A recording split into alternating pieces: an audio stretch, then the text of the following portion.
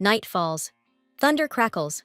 A girl bolts through the forest, big cold raindrops slithering down her cloak. Finally, she finds what she's been searching for. It's the very water essence she needs to pull off her plan and kill that woman. A man stands by the tall window, watching the storm rage outside.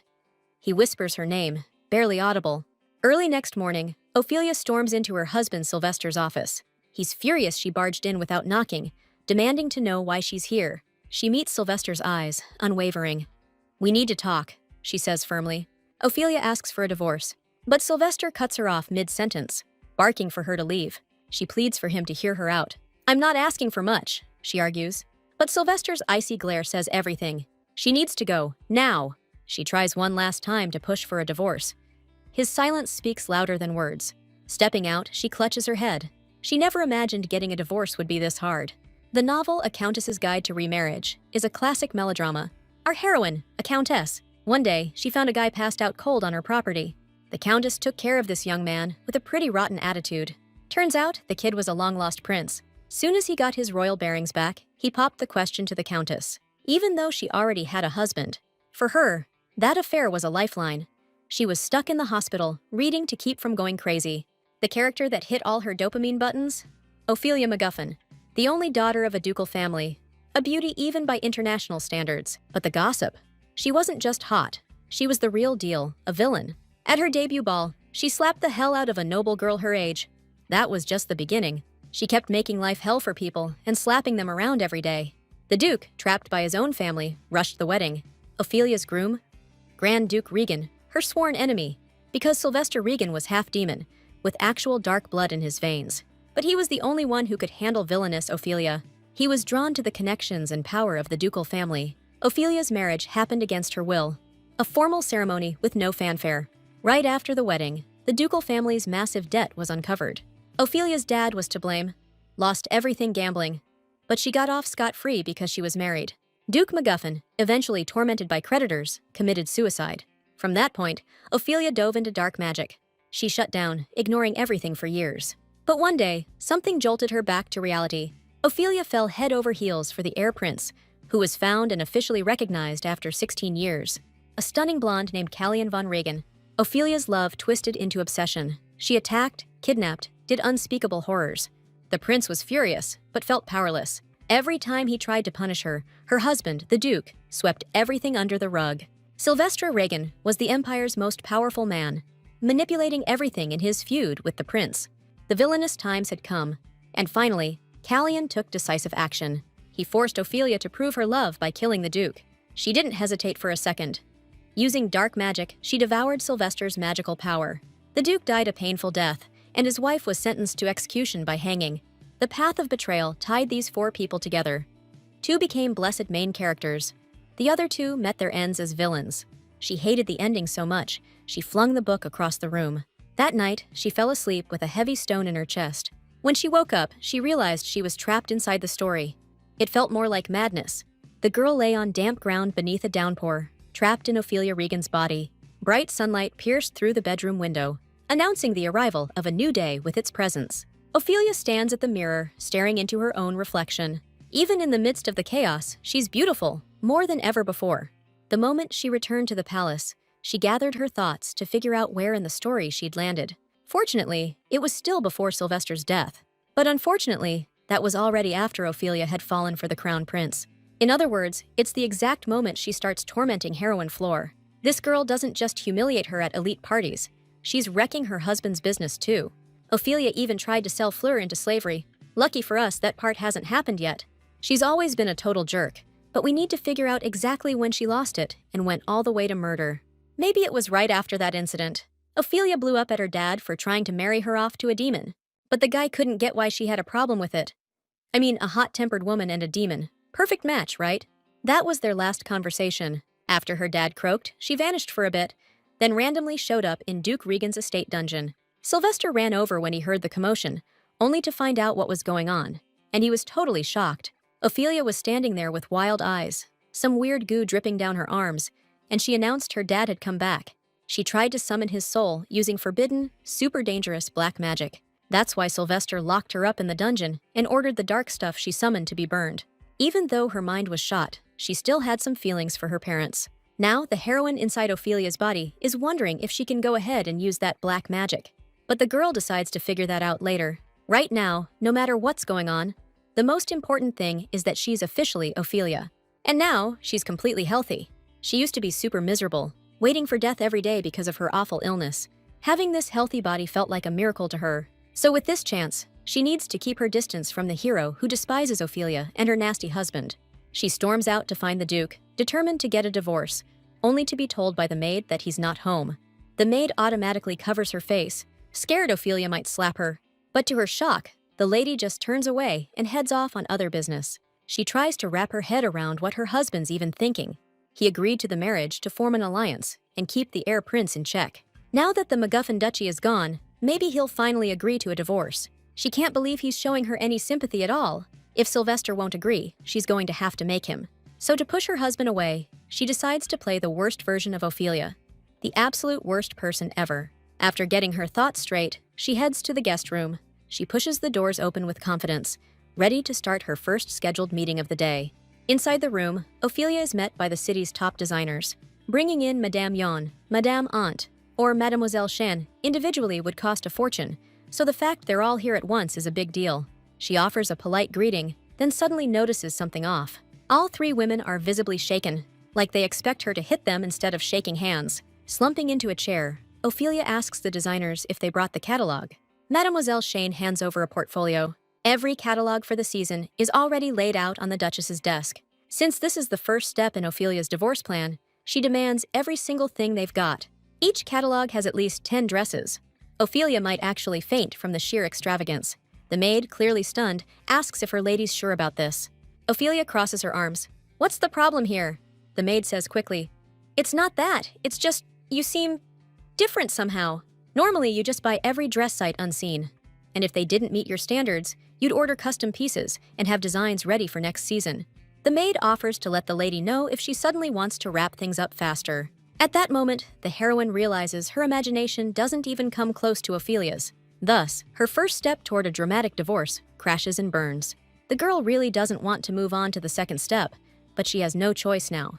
They say Sylvester cares so much about his staff, he remembers over 100 servants' names. So Ophelia decides to go after the abusing the staff angle. And just then, she runs into the maid in the hallway. This time, the girl decides to go full on and wrap this all up in one go. Running her hand along the shelves, Ophelia rudely waves the maid over. The heroine starts scolding the shaking, terrified maid for lousy dusting. Then, mentally apologizing to this innocent girl, Ophelia kicks the bucket of dirty water. Crossing her arms, she coldly commands the maid to clean it all again, this time under her watchful eye. With tears in her eyes, the maid apologizes and scrambles to mop up the spilled water. Watching her, Ophelia doubts if she really needs to go this far for a divorce. Just then, Butler Oliver rushes over to see what's going on. Ophelia decides to take advantage of his presence, find something to nitpick, and make the old man cry.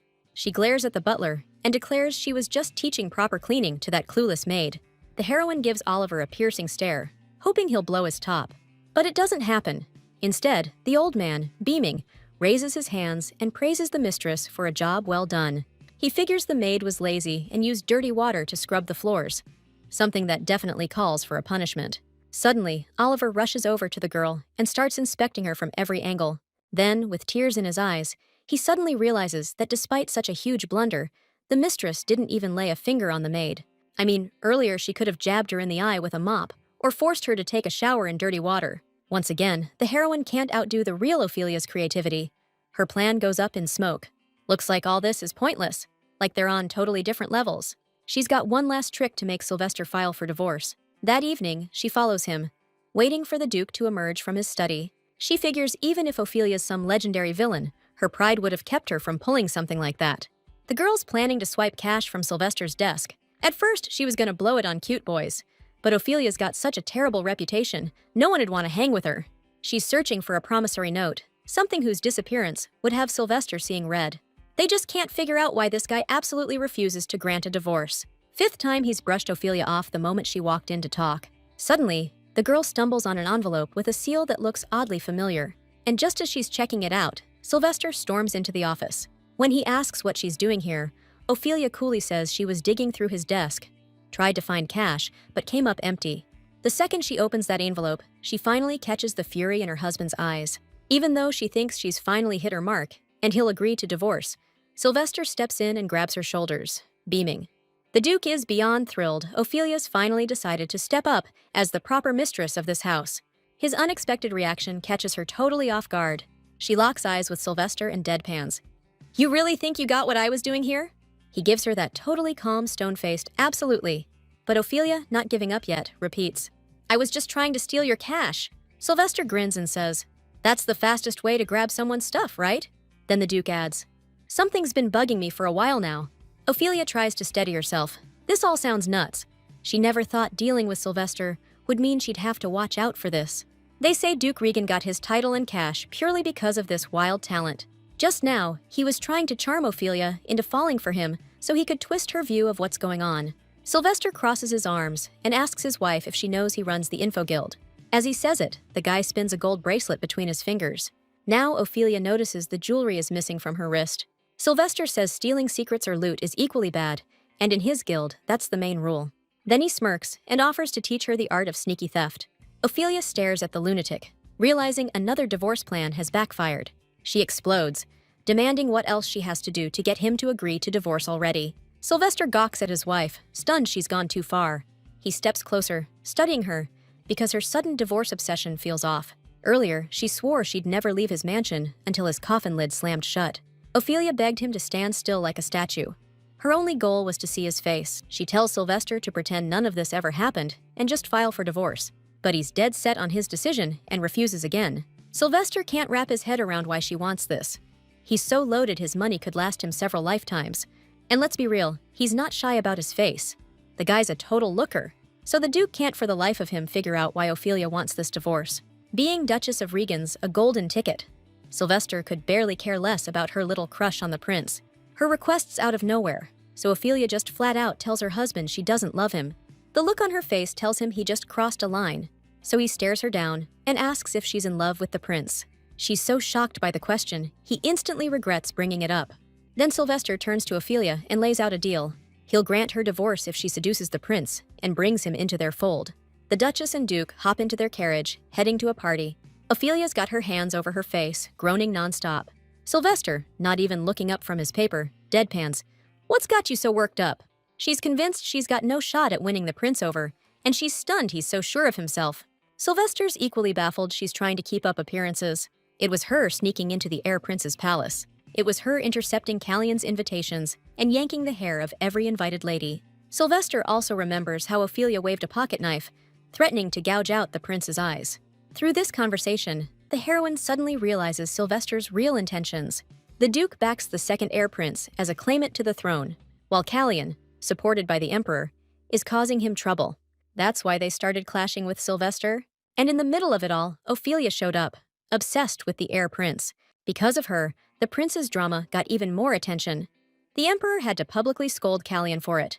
Sylvester's deal is needed to manipulate the people in their favor. The more Ophelia stirs up chaos, the more unstable the prince's position becomes. She asks the Duke how he could use his wife like that. But Sylvester says chasing other men while your husband's still alive is way worse. And if she's going to chase that prince for the rest of her life after a divorce, better do it as a duchess. It's better for the Duke himself. So he promises to divorce Ophelia if she pulls it off, and he'll be waiting with bated breath. And finally, the heroine stands before the real imperial palace, like something from a romantic fantasy. Since the prince himself will be at the reception, Sylvester asks Ophelia if she knows what she's supposed to do. The Duke adjusts his wife's hair, catching the changes. She clearly doesn't care if her hair's a mess now, but the whole wild woman thing isn't bad either. Ophelia thinks it's more like wild charm, while the Duke just smirks. The heroine walks into the imperial palace's ballroom. This is her first time in a place this packed. Before moving here, she couldn't even dream about something like this because of her illness. Pushing through the crowd, Ophelia overhears them whispering about her husband. Some are shocked the Duke actually showed up, while others tell them to keep their voices down or risk getting cursed. It stinks hearing them talk about Sylvester, like he's some kind of plague. Suddenly, a man's voice behind her snaps at the chaos that's broken out. She turns around and sees Prince Callion, a broad-shouldered blonde with icy gray eyes and a noble aura. In this world, a woman living alone without a valid reason ends up in jail. But Ophelia tries to stay positive, and her imagination paints the perks of living solo. So her first goal is to get the heir prince to hate her just a little less than he does now. Callion suddenly raises his hand, points at Ophelia, and orders the guards to throw her out. She begs them to stop. They didn't do anything wrong. Even though nothing actually happened today, the prince brings up last week's incident. Though she's acted normal since moving here, Callion tells her to stop pretending she doesn't know anything. He accuses her of breaking into the palace, stealing invitations, brandishing a sword, public humiliation, and ostracism. The countess recently got an anonymous package. Inside was a box full of curses. If a priest hadn't been nearby, they would have activated. The box was labeled Woman Fox, and according to Callion, only one person could have sent something like that.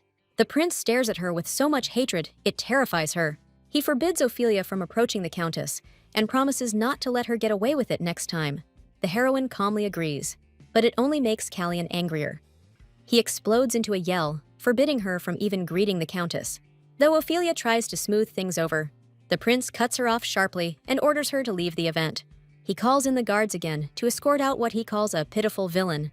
But just then, Sylvester approaches, loops an arm around Ophelia's waist, and notes the prince is being pretty rude to his wife. Smirking at his opponent, the Duke also questions whether there's any proof linking Ophelia to that package. Then, suddenly, Sylvester's smile fades, and he sternly warns no one to talk to their wife like that. But the princes heard rumors that this esteemed lady asked the Duke for a divorce. Ophelia doesn't get how Callion found out about this. The prince points at himself with a smug grin and declares the Duchess has someone else she actually loves. Ophelia's whole body's trembling, so mad at the main character's totally childish behavior. She grabs Sylvester's arm, already realizing the situation's spiraling out of control, and suggests they head back to their seats. The Duke suddenly answers the prince's question, why they haven't divorced yet, and drops a bomb.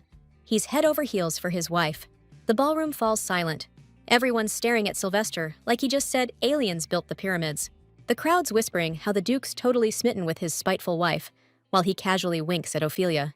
Once the chaos dies down, everyone goes back to the party, and the Duke's chatting it up with the nobles. She marches up to her husband and demands a minute of his time. She's seriously annoyed at how everyone's treating them like a love-struck couple still on their honeymoon. Ophelia drags Sylvester out to the balcony and asks what the hell was up with his little prince maneuver. She's talking about when the Duke told Callion he loves her. Sylvester's all like, exactly, that's how you get the prince even more obsessed with her. Ophelia's not happy, finds out it was all part of his plan, and demands he warn her next time. Because the Duke's confession blew everyone's mind. People were whispering about it even when she walked into the room. Sylvester's surprised Ophelia's just standing there, listening to all this, instead of giving them a boot to the gut like she used to. Ophelia's sure her husband's plan is a pipe dream. The prince will never love her, no matter what. The Duke reaches out, strokes her face. He says she'll crush it. She's the most beautiful woman on this continent. Ophelia freezes under his mesmerizing gaze. The Duke's bathed in moonlight, glowing like he's dusted with stardust. Ophelia comes back down to earth. Looks don't matter if your personality's trash, she says. But she's taking the deal. She's seen the original story. She's going to find a way to make that prince fall for her. But Ophelia's got one more condition. Every time the prince shows her affection, Sylvester cuts her a check. She's going to need cash to live large after the divorce. She wants 10 gold for a letter from the prince, 20 for a bouquet. The rest we can hash out later. Sylvester smirks, tosses her a coin as a down payment. It's a royal gold coin, worth 50 regular ones. Ophelia bows, happy to take the cash. The Duke calls her an amazing person. Stepping closer to the girl, he says that in his castle, the rule is you give back as much as you get. Glaring menacingly, Sylvester adds that if you don't, you might lose a hand. Later, lying in her bed, the heroine thinks about the situation she's in. Considering how the prince hates her now, it wouldn't be surprising if they chop off her head instead of just a hand. Maybe the only way to survive is to take a page from the main character's book. In the novel, Flora saved Callion's life, and that's how their love started. Their bond got even stronger after she helped him physically and mentally. And even if the original story changes because of this, the heroine's main goal is to survive. In the morning, Ophelia asks the maid Irene if the Countess of Cardell sent an invitation. The Cardells are one of the most prominent noble families in the empire, backed by the former empress, the heir prince's mother. Before she died, the empress hid her final letter to her son in the county, but the count's people don't know it exists. Ophelia plans to find that letter, deliver it to the prince, and maybe he'll see her in a different light. Irene reminds her that she and the countess aren't on good terms. To be precise, the Duchess doesn't like Lady Cardell. Ophelia used to burn the countess's invites, thinking she only had power because of her money. Ever since the Duchess drenched Cardell at the last ball, no new invites have come. But Irene's suggesting a regular visit to check on the Cardinals anyway. The Countess is chilling in the garden with her girls, soaking up the nice weather. The ladies are all over this stunning ruby necklace the Count gave his wife. They're throwing compliments at the Countess, raving about her looks and fancy lifestyle. Cardell knows they're jealous, but it still lifts her mood, so she keeps throwing these tea parties. But one of the invited ladies today just sits there, quiet as a mouse. The Countess heard the girls' families on the rocks and can't figure why she's not stepping up if she needs help. Cardell pushes those thoughts aside, planning to teach the girl a lesson later, and circles back to the necklace talk. Suddenly, one of the ladies spots an uninvited guest heading their way. Everyone turns around, surprised to see Ophelia, smiling and waving at the group. The Countess jumps up, ready to find out why Duchess Regan showed up. Ophelia's got her nerves on edge, big time. She's got to keep it together in front of a bunch of nobles, but she doesn't let on. Ophelia smirks and says, "Wouldn't it be rude to not offer me a cup of tea?" The girl's behavior is throwing the Countess off, but she tries to keep her cool, reminding herself they're at her house. She says that even though the Duchess came all this way, there's no room at the table and they can't accommodate her. So Cardell, much to her regret, has to ask Ophelia to leave. Suddenly, the girl who's been sitting quietly jumps up and offers her seat to the Duchess. Turns out Sylvester was watching the whole scene from the window of the Count's estate. He came to discuss business with the Count and is shocked to see his wife here. She's always hated this family. Right then, the Count approaches Sylvester, notices his shocked expression, and asks what's going on. When the Duke tells him about his wife's visit, Sylvester gasps. Shock, because the Countess never sent Ophelia an invitation. Sylvester gives Cardell a hard look and says his wife doesn't need an invitation to go anywhere. The Count apologizes and asks to step out for a moment to check on his wife. Sylvester lets him go. His Countess might be in trouble. Last time, Ophelia drenched her and claimed the woman's hair was on fire to cover it up. Sylvester's dreading another rough day. The Duke's assistant storms into the office, wants to know what's wrong with the Count, who ran out looking as white as a sheet. When the kid finds out it's about Ophelia, his face drops. Sylvester's all over that, demanding answers. From what the assistant says, when it comes to the Duchess, he just doesn't expect anything good. The Duke tells him to watch his tongue if he doesn't want to lose it, and the man nods, handing him the documents. The guy heard the lady asked for divorce again yesterday and is wondering why not file a countersuit and take her for all she's got. Sylvester coldly stares him down and says, "I love my wife." When they first met, the Duke was floored. Ophelia was the first woman who didn't fall for his charm. The Duke says his wife's useful. Her bad rep draws all the attention to her, not him. Recent tax hike news? Forgotten. Ophelia's sword incident? All over the headlines. She used to charge head first like a bull. Now she's sneaky like a fox. When the quiet girl yielded her seat, Ophelia took her place at the table. Air's thick with tension. Everyone's on edge. She spots the dragon pendant mentioned in the novel. The Countess smirks, claiming she got it as a gift from her husband. Ophelia smiles, praising the necklace's beauty. Her expression? Everyone thinks she's plotting to take it. One of the ladies shrieks that Duchess Regan has no right. This jewelry is a symbol of the Count's love for his wife. Another girl jumps in, echoing her. Madame Cardell has to deny Ophelia, no questions. The Countess is lost. What are these women even going on about? She locks eyes with Duchess Regan, terror in her gaze. The woman's known for unleashing hell if she gets snappy. Ophelia's confused. She was just trying to say something nice about the host's jewelry. She takes a breath, steadying herself. This compliment was meant to lighten the mood, she explains, forcing a smile. Ophelia stands, grinning. Misunderstanding, my lady. But when Ophelia lifts her hand, Madame Cardell panics, thinking it's an attack. She clutches her head, screaming, "No! No! Hide the face! Hide the face!" The flower vase on the table crashes to the floor, shattering into 100 pieces. The guests gawk in stunned silence, mouths hanging open like fish out of water. Realizing no curse has come down and the room's gone deathly quiet, Madame Cardell's caught in her own overreaction. She looks up. Ophelia's there, dress soaked in tea from when she flailed earlier. 1,000 thoughts race through Madame Cardell's head. Why isn't Duchess Regan furious? Her paranoia spikes. Maybe Ophelia knows about the necklace and's here to steal it. Cordell's gasping. She can't breathe, thinking about what'll happen if she doesn't hand over the jewelry. The Duchess will kill her if she doesn't. She's not scared of the curse itself. She's worried it'll hit her husband. So without a second thought, the Countess slams the box into Ophelia's hands. Tears in her eyes, she begs the girl to take the necklace. Ophelia's stunned. Why the hell is Cordell giving her this stuff? She says she's grateful, but that's not why she's here. Cordell's got it wrong. Ophelia's here for something else, and she yells that she's got nothing more valuable than this. The quiet girl, who gave up her spot to the Duchess, hands her a handkerchief. Ophelia takes the handkerchief, crouches beside Cordell, and smiles, telling her to stop crying. But Cordell's staring at her with such terror that Ophelia gets it. Cordell's been tortured for a long time by the real one. Finally standing, the Countess apologizes and says they'll call this tea party off for today. But the woman bolts toward the mansion, no matter how hard they try to stop her. Ophelia grabs the box and yells at the Countess to stop. It hits her. She's stolen someone else's stuff. A dragon skin jewelry piece, glowing with a ruby. This priceless thing could be swapped for a whole mine in a heartbeat. Then she wouldn't have to scrounge for her husband's scraps like a beggar, swapping them for seducing the prince. But the heroine knows there's another way to get what she wants. She tells the maid to let Count Cardell know Duchess Regan wants to meet with him. And soon, the girl's across from the Count, who apologizes for the modest reception, with a jewelry box on the table between them. Ophelia says there's no need for apologies. The Count's already heard from his wife. She gave the Duchess the dragon necklace as a gift, but Ophelia says she's returning the gift. It's too flashy for her taste. She knows it's time to make her move. Return the necklace and grab the Empress's letter. That way, she'll kill two birds with one stone. Since returning the gift could bruise the Count's ego and ruin his reputation, Ophelia suggests a trade. And soon, she's in a carriage, clutching the letter she's been after. She knew the letter was hidden behind a painting, but didn't expect it to be such a lousy one. The heroine almost missed it in the original hiding spot. Even though she's a bit regretful about giving back the necklace, the relief lifts her spirits. This letter will definitely catch the prince's eye.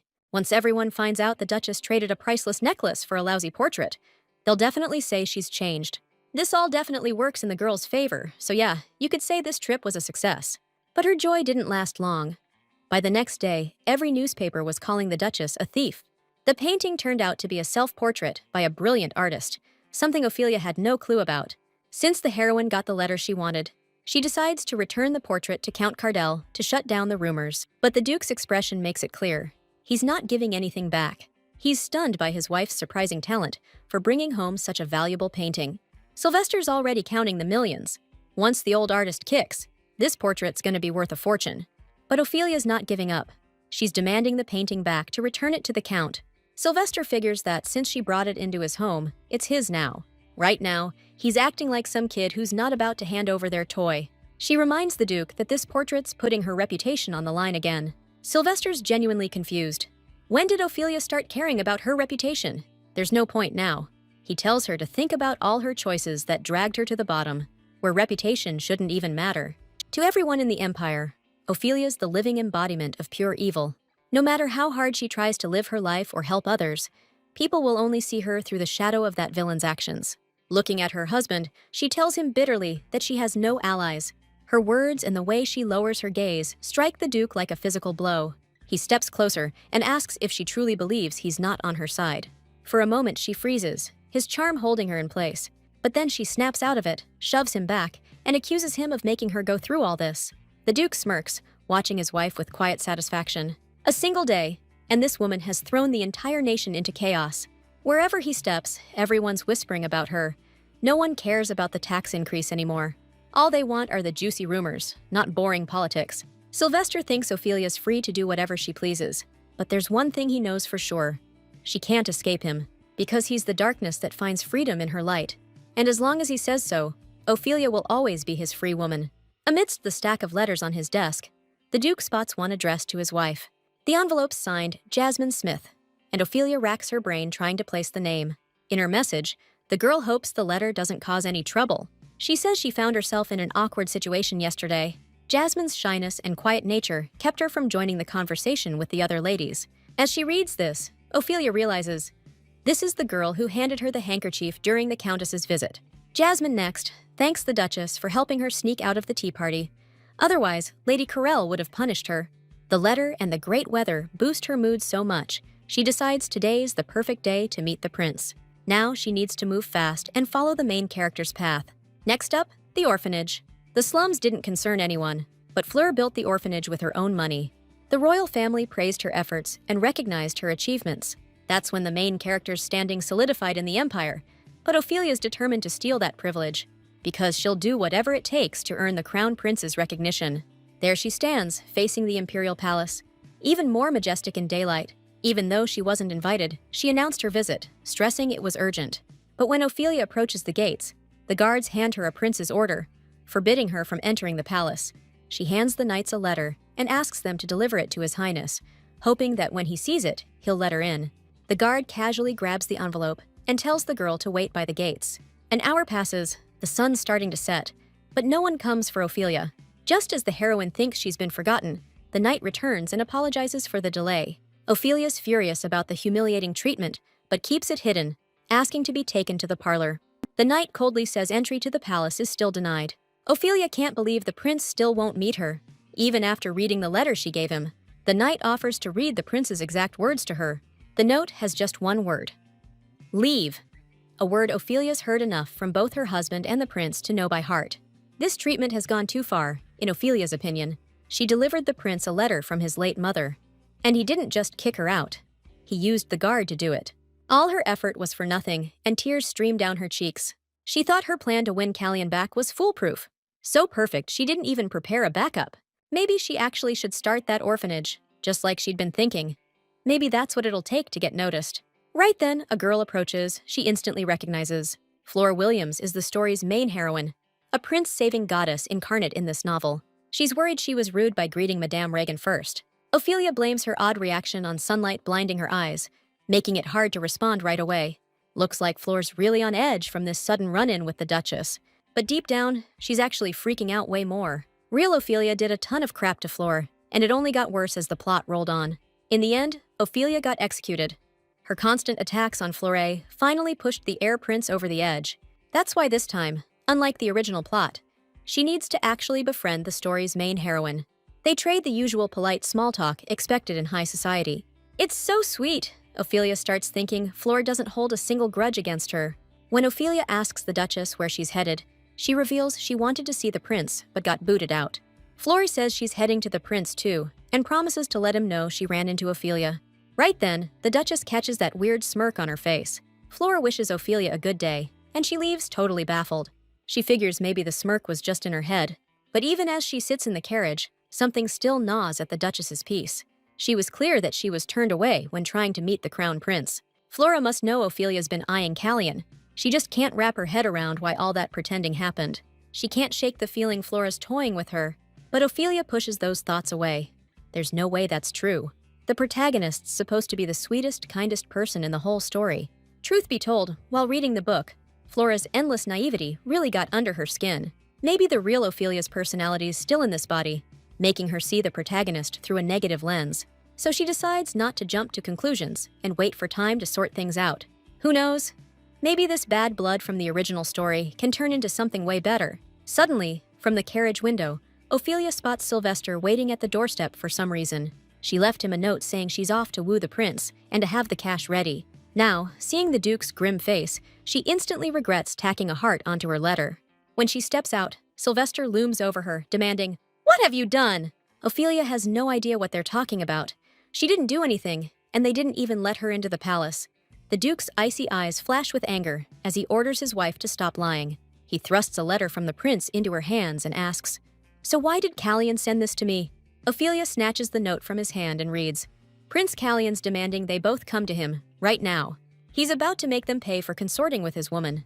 Ophelia's clueless. The Duke demands to know what his wife did, but she swears up and down she didn't do a thing. Sylvester exhales sharply. "We need to move. Time to head to the palace." Right at the palace doors, they're met by the same knight who sent Ophelia packing. The guy says they've been expecting their highness, and gestures for them to follow. As they walk, Ophelia whispers to her husband. The man insulted her on the prince's orders. When Sylvester doesn't get what she's driving at, Ophelia asks if the way they treated his wife has him seeing red. The Duke reminds her she's an expert at insults too. That rice grain comment she made to Duchess Payne. Hearing her mention rice grain, Ophelia realizes she should probably apologize for that. And when she says she needs to clean up the rumors circling her, the Duke gives her a withering glare. That look totally throws her off. She can't even tell if her apologies will actually do anything. Either way, she needs to step up her game if she wants to stay calm after the divorce. Maybe she should lay low for a couple years, live it quiet in some remote place with a little house and garden. Just picturing it all makes her heart swell with joy. The Duke stares at his wife, totally clueless about what's got her so happy. After watching her for a bit, he asks if the rumors really need to go away. The heroine can't believe her ears when Sylvester says her bad reputation's actually working in his favor. She asks if it's because the more trouble she causes, the easier it is for him to push his own agenda. He admits he's impressed by Ophelia and smirks. Just then, they get word that His Highness the Prince is ready to see them. The Duke heads for the door, passes the knight, and slaps a hand on his shoulder. Next second, Sylvester shoves the guard, catches him off guard, and the guy loses his balance, crashing to the floor. The Duke says he heard about the knight's insult toward his wife and warns there won't be a second chance. Grabbing the guy by the head, he whispers about his little hobby, collecting round things. Then Sylvester lets go, all smiles, and casually tells Ophelia to head on through to the prince. The girl knows the Duke's got to protect his family's honor, no matter how little he cares about her. In moments like this, he's without a doubt a total jerk. No one would dare question Sylvester, the Empire's most powerful guy, leader of the noble faction. Only one person in the whole Empire can get away with that: Prince Callion. Walking into the garden, Ophelia's trying to figure out why Flora's sobbing in the prince's arms. Turning to the girl, he reminds her he told her not to go near the countess. Ophelia can't believe Flora's crying over some greeting she gave her today. Ophelia snaps that it was Flora who came up to her first, and they left on friendly terms. She demands to know what she did to hurt Flora, if she's throwing a fit now. Wailing, the girl begs her forgiveness and says the Duchess is just too terrifying. Ophelia's mind can't wrap around what's happening. She doesn't know how to handle this scene. But Prince Callion suddenly lunges at her, barking for her to stop faking that look. He demands an apology flat out. This time, he's not letting it slide. It looks like Prince Callion's lost his mind, screaming that this time his family's not getting off scot-free. This feels unfair to her. She wants to argue, because she and Flora just had a normal chat and went their separate ways. If she says that again now, Callion's gonna lose it even more. And since the letter didn't do any good, Ophelia needs to hold her ground if she wants to fix things with the prince. If she forces herself to apologize for something she didn't do, maybe she can dodge the punishment. So the girl bows to Flora and admits she was rude. But as soon as Ophelia opens her mouth to say sorry, some guy's hand clamps over hers, and a familiar voice tells her to shut up. The Duke steps in front of her and says, "This whole thing is kinda weird." He demands to know why his wife's in trouble for just greeting the Countess. But the prince keeps pushing, saying even an apology from Ophelia won't cut it. He asks Sylvester again if he's sure his wife did nothing wrong, and Sylvester says, yeah. Ophelia's terrified he's taking her side and tries to drag him away from the conversation. But then Sylvester adds that if his wife did anything, it's only 'cause she looks damn intimidating. Still, for all her scary vibes, Sylvester can't get why the prince is flipping out over a simple hello. Callion cuts Sylvester off, impatient as hell, asking if that's all. Sylvester gives him this icy, sarcastic look and says, not even close. Even if his wife did mess with the Countess, Sylvester says, dragging both of them into it's stupid. At least he was the only one who needed a scolding. Looking at Ophelia with love-struck eyes, he adds that he trusts his wife. The girl's stunned at how smoothly this guy can lie without even blushing. But Callion's gaze is still stern and really scares the heroine. The prince reminds her he made it clear Ophelia wasn't to approach the Countess, but she disobeyed and deserves punishment. Sylvester wants to know which law says you can't say hello. After all, his wife's never been blamed for anything linked to Countess Flora. And that's the truth. Because of the Duke's influence and loopholes, Ophelia's never been punished. Callion thinks Regina's statement sounds way too arrogant, but Sylvester just smirks in response. To him, a duke defending his own wife is way more natural than a prince sticking up for a married woman. Hearing this, Flora bursts into tears again, fuming at how Regan could say such things. The girl storms off in a panic because Sylvester's truth hit her hard. Flora fought with her husband, but never divorced him. As the Count's wife, she started seeing the Crown Prince, and their love bloomed. But you can't really call that love beautiful or pure. No matter what happens, Flair's still married. The prince is beyond furious. This time, he's not letting them get away with it. He storms off after the Countess. Ophelia glances at the Duke and notices he's oddly pumped. But Sylvester, looking exhausted, mutters that even blind love has its limits. Meanwhile, Callion catches up, grabs her hand, and vows to avenge the Duke's family. The prince's fury didn't start when he saw the Countess in tears. It started way earlier. It all went down that morning when Ophelia handed him that letter. The handwriting was unmistakable. It was clearly Callion's mother's. The prince was drowning in emotions, some of them ugly, since he figured Ophelia had stolen the letter. Now, he's promising Flare he'll destroy the Duke and his wife, no matter what it takes. She meets his gaze and says she doesn't care about his insults, but she's not happy that he took it out on the prince because of her. Callion strokes her face, calling her silly, and not getting how she can say she's fine. He says he can't help but love a woman who saved his life and took care of him with no strings attached. Callian can't stand people who trample a gentle soul like that. Fleur begs him to stop. Duke Regan's the head of that noble faction. It's way too dangerous to mess with him. The prince keeps getting floored by how selfless she is. She's got her own pain, but she's still worrying about him. They just stand there in the woods, holding each other tight, not saying a word. Meanwhile, Duke Sylvester and Ophelia are already heading back to their estate. Ophelia's still stewing over that nasty remark the prince shot at her as they left. To Sylvester, it sounds more like a spiteful jab. What really bugs him is why Ophelia just froze up out of nowhere. If she believed in her stance, she should have pushed through. She started, then just quit. Ophelia reminds him. It was his orders to seduce the prince. She was barely keeping her rage in check. She's convinced the prince's anger is all on Sylvester. But Sylvester argues that the more he defends his wife, the more likely Callian will take notice. Ophelia asks, then why did he need to threaten that knight so harshly? Sylvester just shrugs. It was bad luck being the prince's servant. Suddenly, Ophelia notices Snowfall and darts to the window, beaming. Suddenly, memories crashed over her. Every day in the hospital, not knowing what would happen next, filled her with death's fear. Even breathing was a struggle, but she prayed hard. And now, the fact that she can breathe fresh air and enjoy life feels like a miracle. She's healthy now, no need for wonder. Ophelia's gonna win the prince's heart by copying Flora's moves, then ditch Sylvester and live happily ever after. The Duke's confused by her odd stance, but she says that's her new game plan. She's gonna seduce the heir to get that divorce done. Sylvester laughs at the idea, but he won't stop her from trying her luck. Though Ophelia asks why he's needling her again, the Duke ignores her and fires back a question. He wants to know why his wife's turned into a whole new person. She used to hate even talking to him. Ophelia reminds Sylvester he's always hated her. The Duke asks her to admit she never really loved him, and drops the bomb that they're actually the same. Then he takes Ophelia's hand, promises to stop with the pointless questions, because honestly, he couldn't care less. Sylvester asks her to just make him happy, and kisses her hand. At that moment, the heroine felt the Duke was looking at her like a kid eyeing a new toy. The thought that he was just toying with her scared Ophelia, but part of her still wanted to believe she could trust him. A few days had passed since the incident at the Imperial Palace. The guy who threatened the heroine, Callian, had been suspiciously quiet all this time. While the prince stayed silent, Ophelia decided to stick to her plan. So now she's holed up in her room, studying her foster home plan. Still, the feeling lingers that she's taking something from Flora. At first, she even felt guilty, even if she didn't know why. Now that her life's here, she needs to understand Flora as a person, not a character. Pushing random thoughts aside, the heroine decides to focus on her plan. She plans to shadow Sylvester a bit and drop the news at the right time. But before she can even ask the Duke a question, he cuts her off and says no. From what he says, her plans are intriguing, but always so offbeat he definitely can't agree.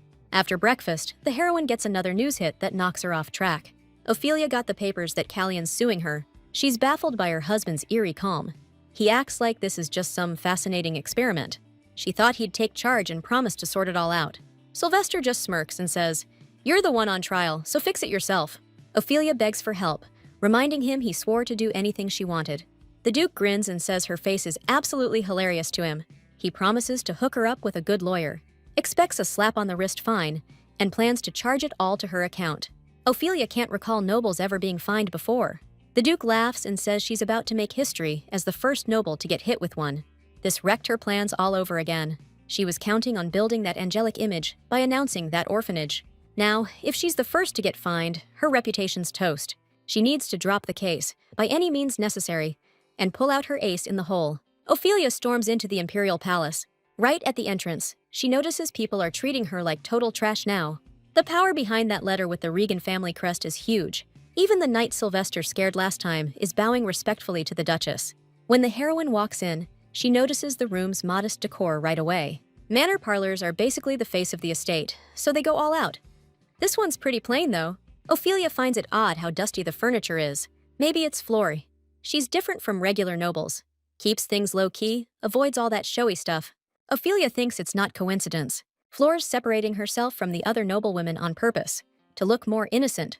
The heroine tries to shake these thoughts. Something about them feels off. Callian storms in, already griping about having to look at her ugly mug again. But she's not fazed. He's got no idea about the special weapon she's holding back for the prince. Callian says cut to the chase, but warns he won't drop the case. Ophelia smirks and says she's sorry. That's exactly why she came. The prince coldly repeats his refusal. Whatever happens, he's not backing down. Ophelia's frustrated. She already delivered the letter to the empress. Kalian can't figure out how she found out about it. After all, once the letter was received, they traced how it was obtained, and there were no leads. The prince wants to know where Ophelia found the letter and how she managed to steal it. Ophelia gives Kalian a look that clearly says this whole conversation bores her. She calmly asks if he really wants to know, and it starts to get under his skin. Without missing a beat, Ophelia tells him there's actually another letter, and she'll hand it over only if Kalian withdraws his lawsuit. The prince hesitates, afraid to trust the Duchess, and she doesn't push him. The choice is his. If he wants proof the letter actually exists, he has to back down. After a moment's thought, Kalian sits across from Ophelia and makes her a counteroffer. She agrees not to leave her house for a month, and he'll drop the charges against her. Since the Duchess wants to avoid a trial anyway, the prince offers her a compromise. Without that condition, he won't agree. And Ophelia figures it actually makes sense. So Ophelia tells Kalian to treat her like she's under house arrest, but to keep it quiet. If she avoids a trial, people will think she got a royal punishment. And that'll be the talk of the aristocracy. The prince wants to know since when Ophelia's been giving a damn about public opinion. The Duchess snaps, "Right here, right now, drop the subject." Then she gets up from the couch and declares, "You'll wait a whole month for that letter, Kalian." Pouting, she adds, "And don't forget, I can't leave this estate with house arrest still in place." The prince's jaw tightens. She's trying to play him, and he's powerless to stop it. Ophelia smirks, savoring his frustration. But she's scared he might hate her even more now. Maybe she should loosen the reins a bit, so she steps up to the prince. "I'll share something with you, some info." She says there's another letter, the third one, from the empress, and it's locked up in the imperial palace. Kalian demands, "How do you know about my mom's letters?" She answers, "Your mom asked me to give them to you someday." Ophelia waves him off. "See you in a month, Your Highness." Alone now, Kalian grapples with why his mom did this. No answers come easy. Sylvester greets his wife. "Every time I see you, my heart races, my love." He can't believe she actually made it all the way to the heir prince and accepted house arrest with a smile. But the regent's not happy at all that the Duchess gave in to the heir prince. To him, there's a big difference between playing by court rules and groveling at the prince's feet. The heroine's hurt by his reaction. She did everything she could. After a while, the Duke finally accepts it and asks his wife, "What are you gonna do stuck at home for a whole month?" Then Ophelia shocks him even more. She's not planning on staying home at all. She's got a ton of stuff to do, checking up on some estates, people, and figuring out what the kids need. A month'll fly by, and she's not about to let some house arrest pin her down. Sylvester's shock turns into a grin. He's happy to hear it. He tells his wife to keep it up, just like she's been doing. When she asks what he means, Sylvester tells Ophelia to go ahead and push forward however she wants. He tells her to ignore the prince, even him, and do whatever her heart says. The Duke's got a point. Life's only once, so live it the way you want. Ophelia's shocked. Clearly, he's not worried about family honor. Just doesn't want his wife tied down to anything. Whatever the reason, her thoughts or the open window, Ophelia suddenly gets the chills. Sylvester catches on and asks if she's all right. Ophelia admits she's just scared. It feels like living by your own rules isn't so easy after all. That sounds like a great idea, but it feels so far out of reach. It's almost terrifying. Honestly, she's terrified of waking up in a hospital bed again, and that's making her super anxious. Sylvester wants to know what's got his wife scared. After all, she's a duchess, no matter what anyone says. He wants Ophelia to remember, no one dares lay a hand on her. She's always safe.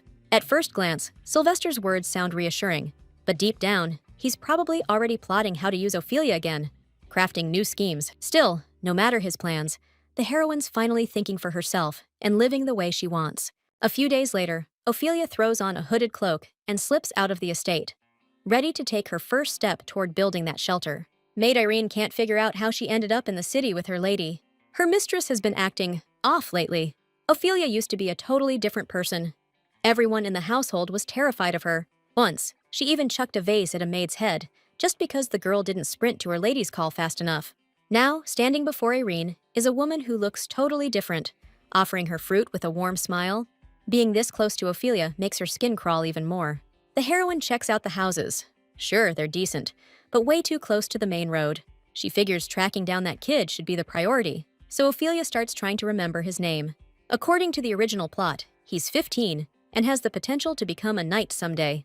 In the original, Flora saw him sneaking bread from the bakery, felt bad for him, and took him in. Ophelia would love to meet him like that too, but a villain like her can't risk following the same storyline. So she's got to hope that when she builds the shelter, he'll come to her. Irene's super excited about the shelter plans, but Ophelia catches the tightness in Irene's voice. She's barely holding it together.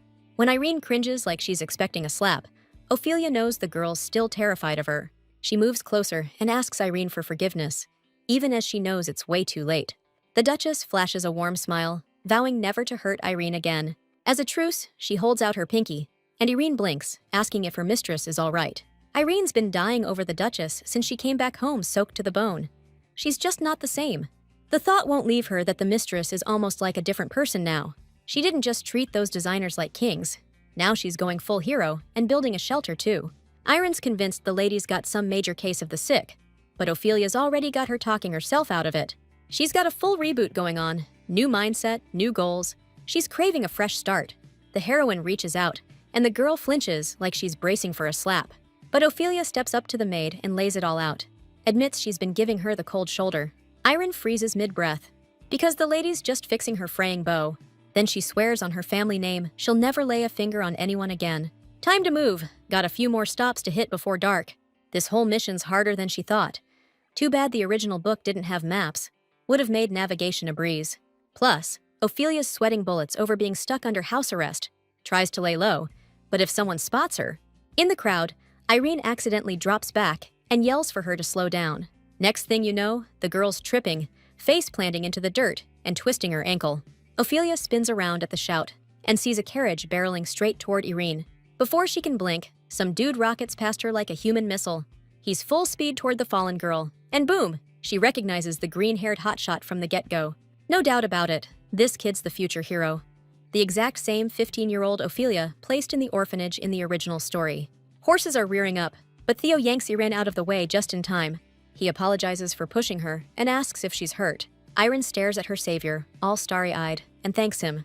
Meanwhile, Ophelia's beyond happy. Her maid's safe, and she finally met Theo. The heroine rushes over, thanking the guy too, careful not to slip up and call her madam. Ophelia notices blood soaking through Theo's knee. He grins and waves it off. Just a scratch, nothing to worry about. But the heroine doesn't listen. She grabs her handkerchief and wraps it tight to stop the bleeding. She swears she'll pay for medicine, saying it'll rot if ignored. Theo just nods, humble as heck. Ophelia lifts her gaze, curious about the man who drove that carriage like a lunatic. The guy storms out, yelling about how the sudden stop ruined his whole day. Ophelia glares daggers. Check if people are alive first before you scream, she snaps. If you're nobility, act like it. Someone could have died in that mess. The stranger clenches his jaw and calls her a madwoman. She ignores him and demands the guards be called right now. But for some reason, the crowd around them just looks away and stays frozen. Ophelia tries to figure out why the air suddenly turned like this. Then the troublemaker announces he's Ilbert Raid, a vassal of the Regan family. He sneers, saying if she'd crossed the line, she'd have vanished down an alley with no trace left. But his smug grin vanishes when the stranger suddenly bursts into laughter. She declares Duke Regan must have made a terrible mistake hiring low-class trash. The crowd freezes in horror. Everyone knows what Ilbert Raid is capable of. The insulted man grabs his dagger, ready to cut down whoever wronged him. He raises the blade over Theo, spitting that they'd have been better crushed by the carriage. The weapon flashes and slams down, carving a bloody gash across Ophelia's hand as she throws herself in front of him. The sudden movement yanks her hood off, and Ilbert's eyes go wide in shock. He's seen those golden blonde hair before. They belong to Duchess Regan, the woman whose impossible charm is drowned out by monstrous hatred. Ilbert hurls his dagger to the ground and drops to his knees before the Duchess. Irene stares in horror at her mistress's wound, but Ophelia ignores it and asks if Theo's okay. The guy, looking stunned, pleads for forgiveness from the Duchess. Ophelia smirks and tells him he doesn't owe her an apology. Her gratitude is enough. She's glad he only got a scratch, and that only makes Theo's face turn red. Theo realizes she's a major big shot. If even someone like Ilbert was scared of her, to him she's like an angel sent from heaven. And though the city's chaos died down soon after, a new problem reared its head. The next morning, Sylvester confronted Ophelia, already bristling with anger. Leaning in over her, he growls, "You doing this on purpose?" Earlier, on the way home, Irene had told Ophelia she was utterly shocked. She'd never have guessed her mistress could stick up for someone like that. But the real kicker was knowing they'd have to pretend nothing happened when they got back home. True, Ophelia was under house arrest. If the prince found out she'd gone out, she'd be in deep trouble, so she ordered every witness to stay silent, though it came out more like a threat from her lips. Irene, who'd doubted her mistress just minutes before, now knew for sure. Ophelia had changed. Her conscience was eating at her. Did she really deserve all that praise if every move she made was carefully planned out? But if people actually stopped fearing her, there was no point in overthinking it. So she just smiled and thanked Irene for the kind words. The next morning, she wakes up to headlines in every newspaper about the Duchess saving a life. Now all she could do was hope Callian would just turn a blind eye. The moment she steps out of her room, Sylvester greets her with applause. He's impressed by his wife's knack for becoming the talk of the town again, even if she insists that wasn't her intention. The Duke finds that odd.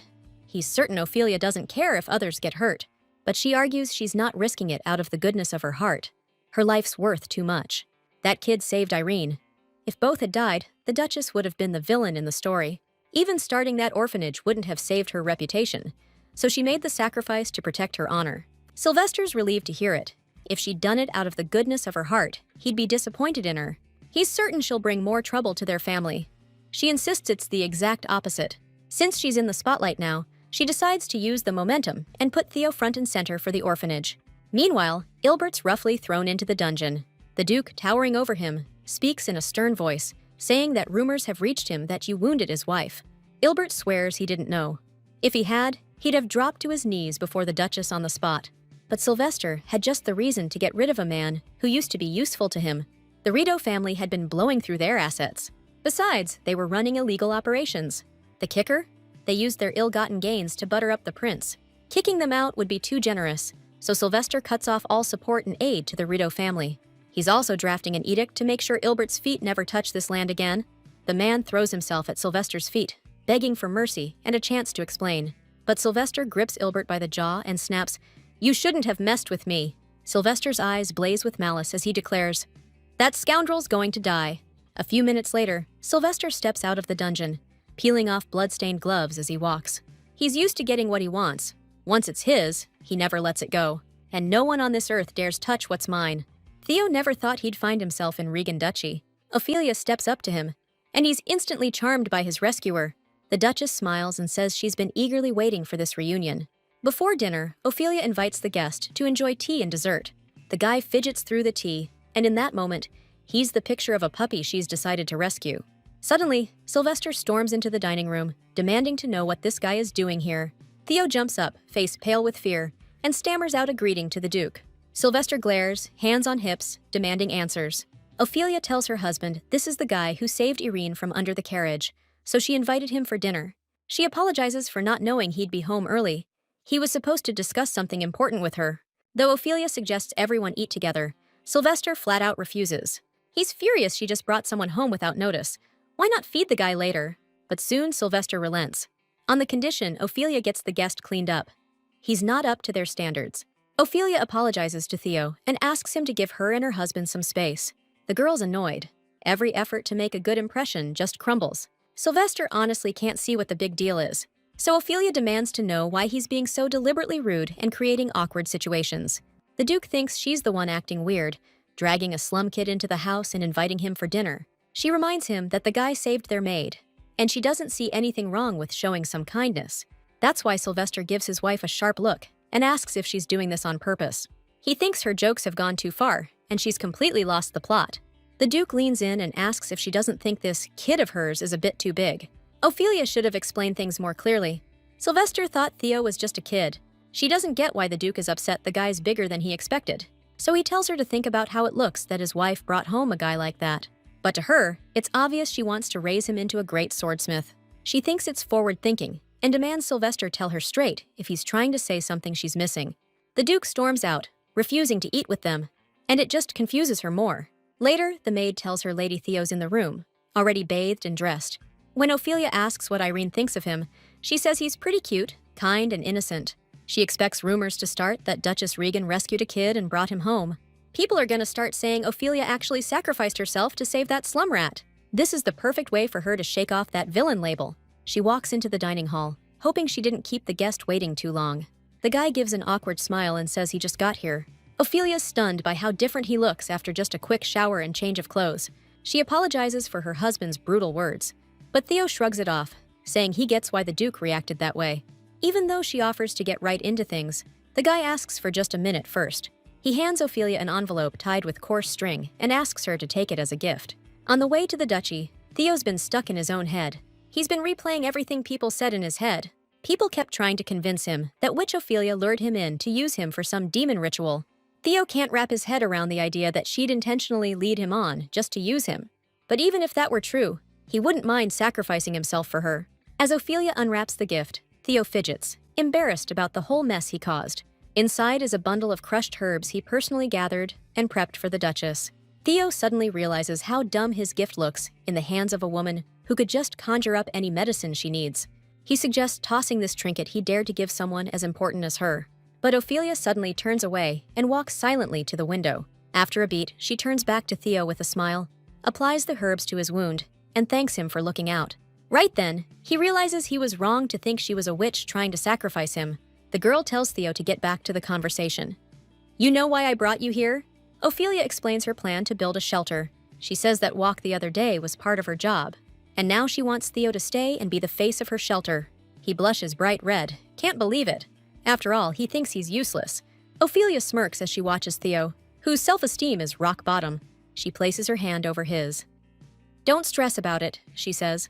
She says Theo earned her kindness. But Theo's stubborn, refuses her offer flat out. Luckily, he promises to stick around and think it over for a few days. She needs to lay all the plans during that time. Just as Ophelia was trying to convince Theo, her assistant Neil sprinted over. Panting, the guy reported that His Highness, the Crown Prince, had arrived at the estate. Ophelia heads to the garden, where Callian is already waiting. She's surprised by the sudden visit and asks what brought the prince to their estate. Callian hurls a crumpled newspaper to the ground and declares, "Everything's obviously following your plan, Ophelia." She's clueless about what he's talking about, but the prince thinks she's faking it. He demands, "Happy you got what you wanted? The Emperor wants to see you now." Emperor Xentri Wilhus has heard about Ophelia for ages. It's not just that the Duchess is a villain. Everyone in the capital knows her reputation. Xentri still remembers Empress Margaret, who adored Ophelia. After Margaret's death, she kept up her devious schemes. Until now, when she suddenly changed for some reason. So the Emperor decided to find out what's going on. Something big must be in the works. Irene sprints to the Duke, reporting that Neil's been searching for him. Sylvester figures his wife's up to her old tricks again. But the maid drops a bombshell. He didn't see this coming. The Crown Prince paid a visit to their estate and is now in the garden with the Duchess. Callian knows Ophelia snuck out of the house in secret, staying hidden, and then revealed herself at the most intense moment. She won people over, and the news reached the Emperor himself. The prince thinks his every move has actually been playing right into Ophelia's hands from the start. Even if Callian's stretching the truth, there's no downside for the heroine if the Emperor wants to meet her, because this is a solid shot at securing his support. If Ophelia can rope the Emperor into her corner, it'd be a hell of a way to skip the horror show ending. The thought of a once-in-a-lifetime chance has her grinning. Callian sees that smile as a sly smirk from a calculating woman, so he tells her to quit her happy dance, because he's going to make sure that audience with the Emperor never happens. Even though Ophelia thinks any eager person can get an audience, Callian insists only good-hearted folks with clean intentions get in. She reminds the prince he himself handed her proof of her clean intentions today, like she'd risk her maid and that slum kid's lives just to chase some grand master plan. Turns out that's exactly what Callian thinks. That flips her lid, and she calls him a pathetic, narrow-minded idiot. Callian snaps at the insult and grabs her wrist. Even though he's got her pinned, the prince yells at her for daring to touch him. The heroine is confused by his rant. No matter how wild Ophelia is, she'd never lay a hand on the crown prince. Callian's grip loosens her bandages, exposing a bloodied scar on her arm.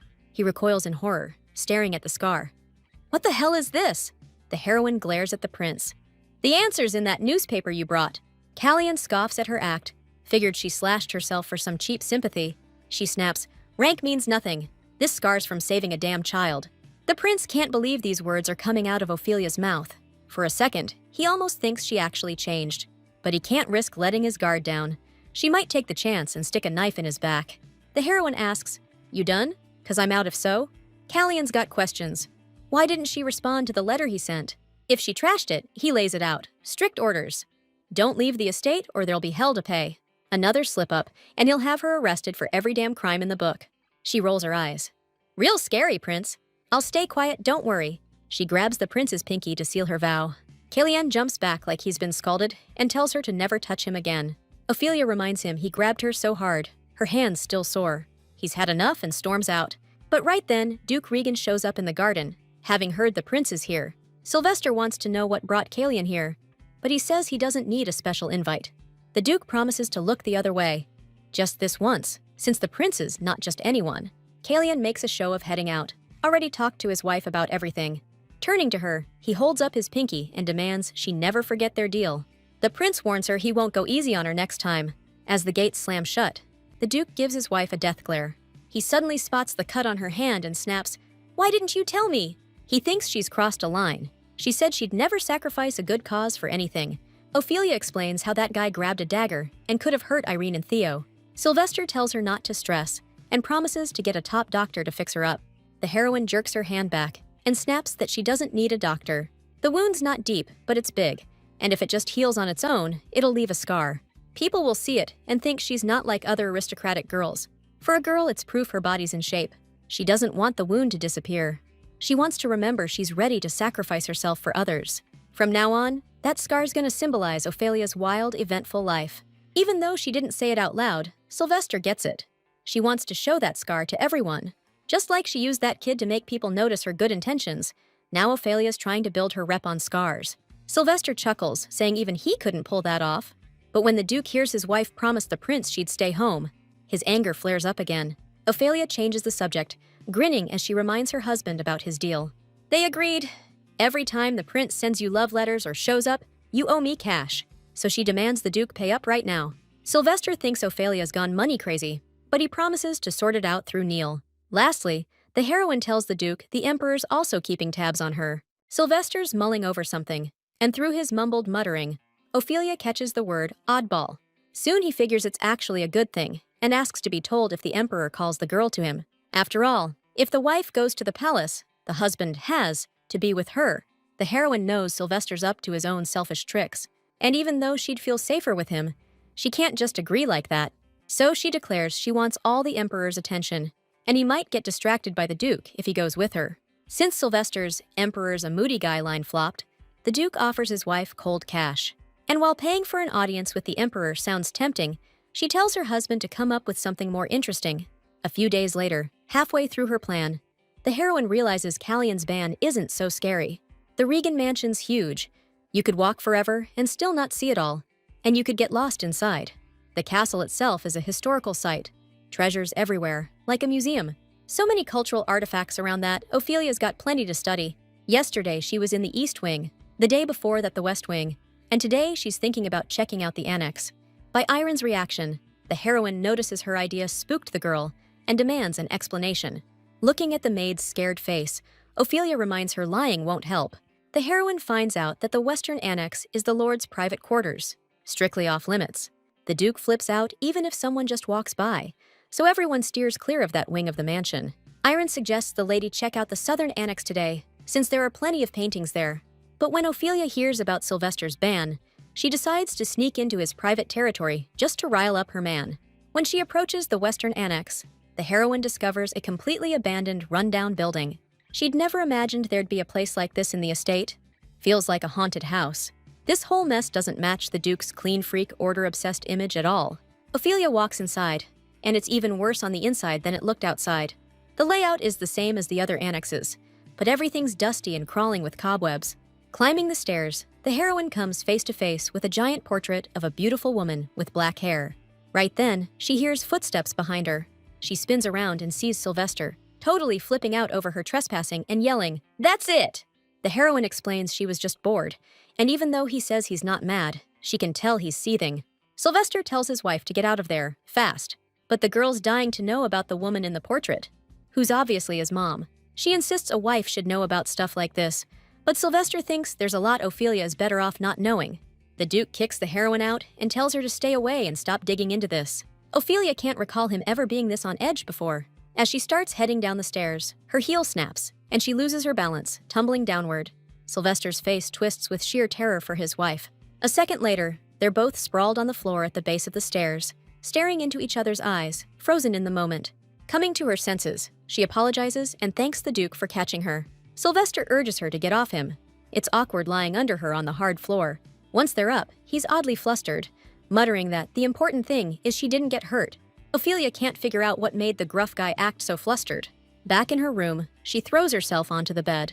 She soothes the worried Irene, insisting she's fine.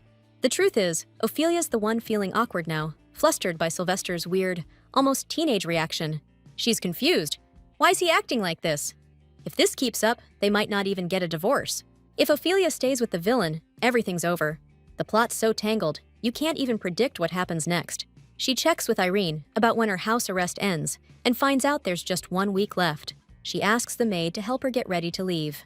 The Duke sits at the table, but it's like he's ignoring the papers in front of him.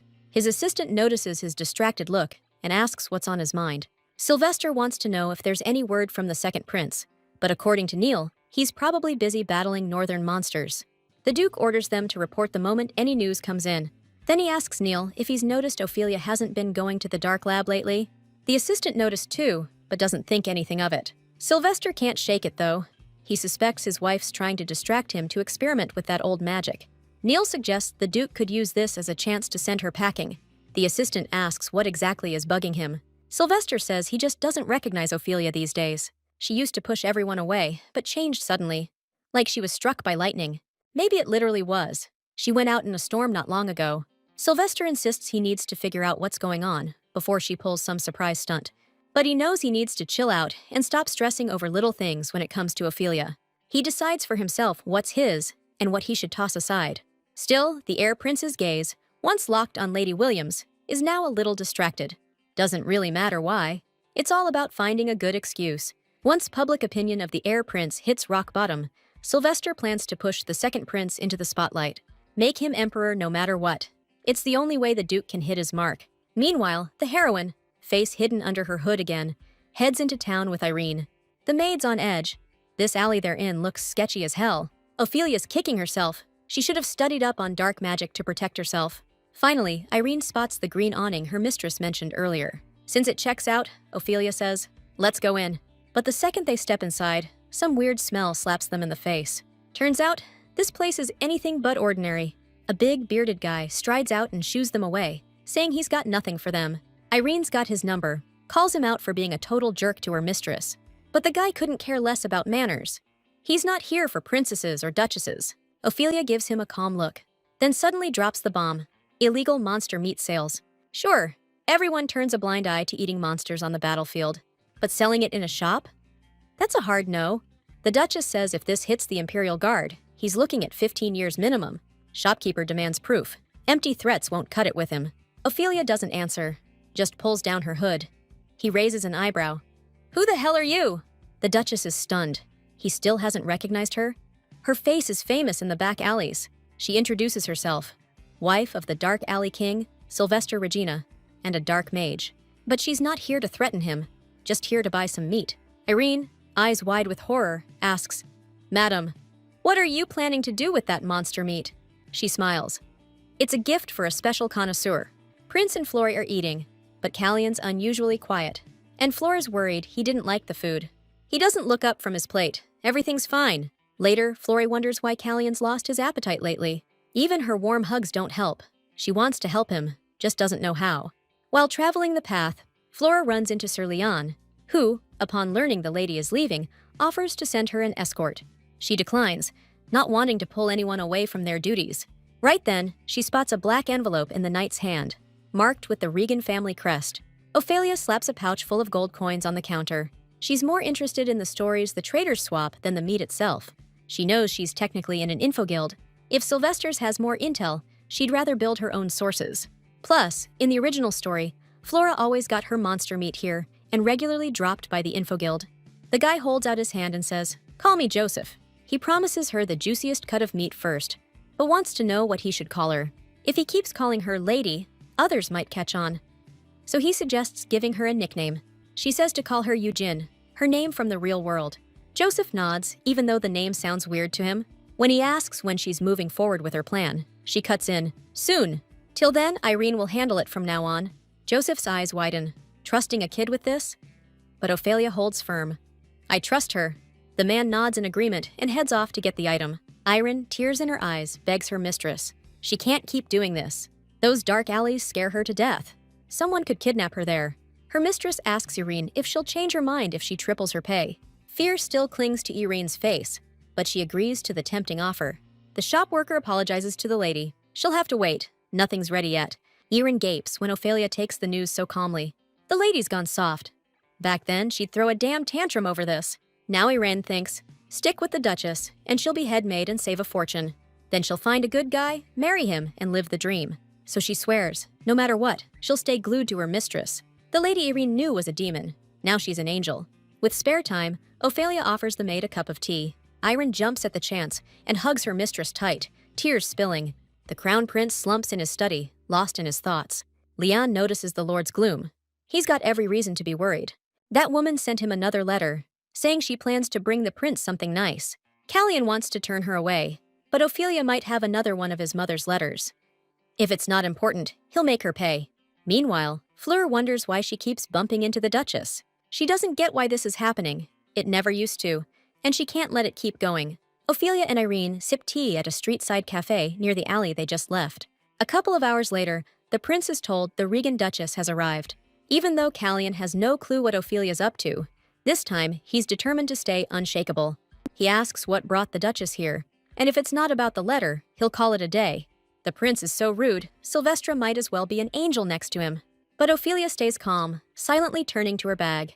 She declares she brought His Highness something he'll like way more than a letter, then opens her bag. Ophelia hands Callian a blood-stained jewelry box. The prince thinks she's totally gone off the deep end. This time, she's dragging a corpse into the palace. Without missing a beat, she says, "Sure, it's dead, but not what you're thinking, Your Highness." Girl's sure he'll get it once he opens the box. Ophelia cracks the lid and hands the prince a hunk of monster meat. Back in the war, Callian was hooked on that taste, downed it at least once a week. But since the prince snuck into the imperial palace, it's been 2 solid years since he's had a bite of it. Callian snaps out of it and yells at Ophelia. Monster meat is against the law. But the Duchess just smirks, like she couldn't care less about the rules. If Callian rats this out to the imperial guards, they'll just toss the meat. But if he pretends he doesn't know anything and pins the blame on her, he might actually get to have a bite. The prince waves a maid over and orders her to haul Ophelia's gift out of his sight. He tells her to take it to the kitchen, but don't you dare throw it away. The heroine giggles and says out loud, "Looks like you're happy, Your Highness?" But he denies it and shoos her off. Ophelia argues the prince shouldn't be so cold to someone who brought him a gift, but he insists that's the only way to handle her, and gives her 5 seconds to vanish from the palace. Ophelia cuts off the countdown, claiming she knows a guild her husband can't touch. Mercenaries from every corner of the world hang out there and swap intel.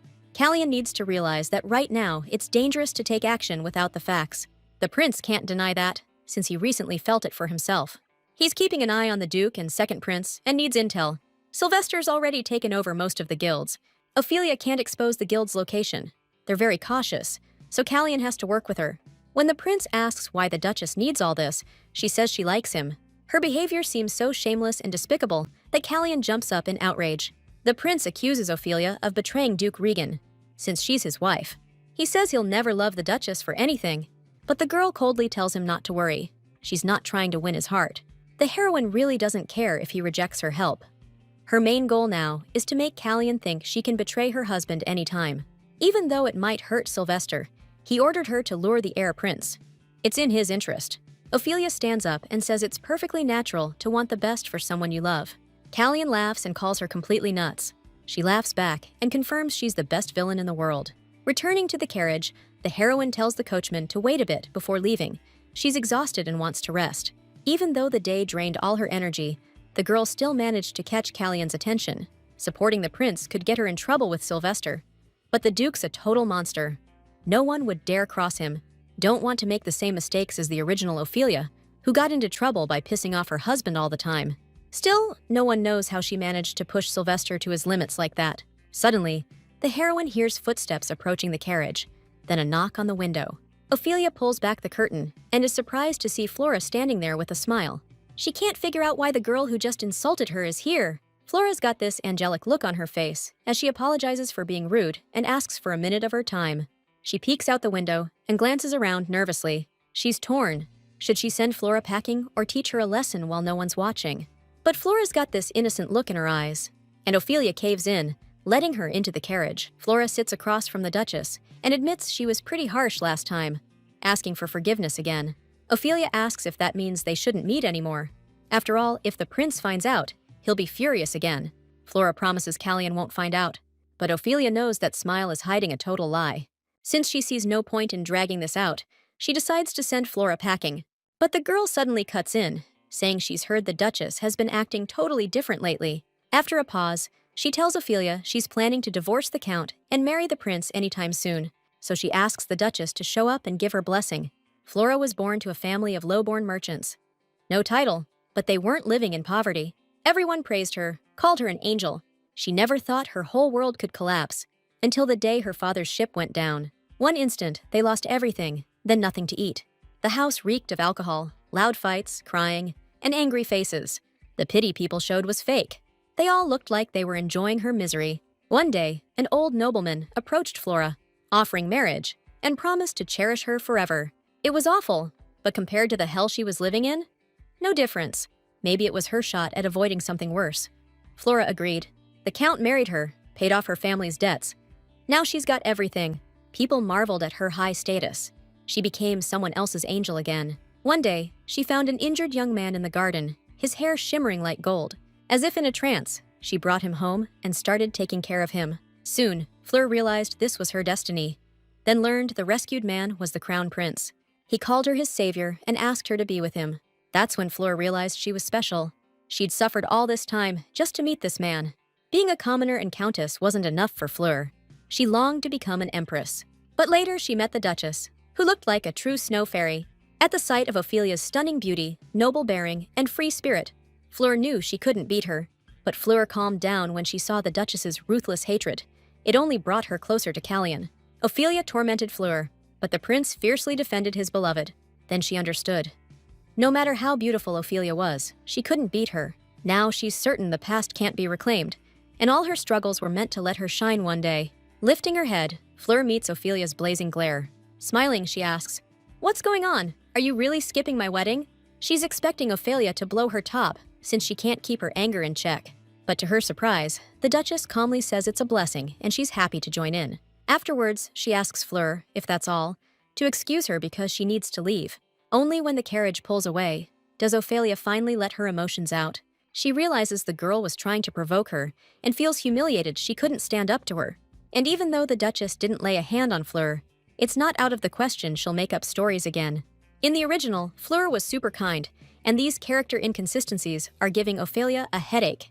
Finally, the heroine's carriage pulls up to the estate, and she can't wait to rest in her chambers. As she steps through the door, Sylvester greets her and notices she's way late. Even though Irene told the Duke his lady went to a meeting with the prince, he was still worried about her. He glances her over and asks if she's okay, because she looks like crap. And even though Ophelia really wants to spill everything to Sylvester, she feels like she shouldn't. But after a second of silence, she just bursts out and tells him how, after a successful meeting with the prince, Countess Williams stormed into her carriage, blabbing everything in one breath. Ophelia is stunned by her own outburst. The Duke asks if she hit Fleur, and she says she held back, even though she really wanted to. Sylvester gives Ophelia props for that, but he says they need to step up their game. Countess just threw down the gauntlet, no doubt about it. Ophelia's curious if the Duke ever caught on to her real deal. He says he's been getting that gut feeling ever since, and his guts never steered him wrong. And let's be real. Check the original story. Flora wasn't some pushover. She held her ground even when Ophelia went in with the insults, stuck to her guns till the end. Total iron will. Duchess needs to drop the fantasy she's got about Flora, who knows exactly how to get what she wants. Next morning, Ophelia hits up the training yard where Theo's been working out. She asks if he's been struggling at the estate, but the kid says he doesn't deserve half of what's coming his way. Theo gives the Duchess props for taking him in, even after he initially flipped her off the bird. Then Theo drops by about his sword training progress. He says the Duke showed up to watch his practice last time, and Theo thinks he might have actually come around a bit. The guy's stoked the Duchess is in a good headspace today. Duchess suddenly asks if he needs anything else. Theo gets flustered at first, then spills the beans. There's something else he needs her help with. Ophelia bolts down the hallway, kicking herself. Why didn't she think of this earlier? Theo confessed to her that his teacher gave him a textbook, but he can't read it. He never learned how. Ophelia storms into the Duke's office so dramatically that Neil jumps in surprise. Sylvester chuckles, noting how long it's been since his wife stormed in like that. The girl rushes to the Duke, grabs his hands, and begs him for money for something really important. It takes Sylvester a moment to process her words. Her sudden touch has completely caught his attention. The next day, the Duchess heads to town with her husband and his assistant. The Duke smirks. He hasn't been to a place like this for personal reasons in ages. Soon, Neil leaves them, and the outing suddenly feels like a date. When Ophelia asks why they're here, Sylvester replies, "My wife needs a new wardrobe." He's noticed she's been dressing pretty plainly lately. Sylvester thinks she's dressing so poorly, it makes him look like a cheapskate. Ophelia tries to explain she didn't ask for money for clothes, but he waves it off. "We'll talk about it later," he says. The Duke smiles. "Just enjoy the day with me today," he tells her. And since this guy usually grates on Ophelia, she's baffled by his sudden change. The atelier owner shows the Duchess all the season's hottest new designs, but dresses with all those ruffles and lace feel way too much for a girl. Since the Duchess's outfits always draw attention in society, the designer isn't about to pass up this chance to promote his gowns. Ophelia hates the designs they showed, but Sylvester keeps pushing her to buy more stuff. So she tells them to pack up everything she's looking at.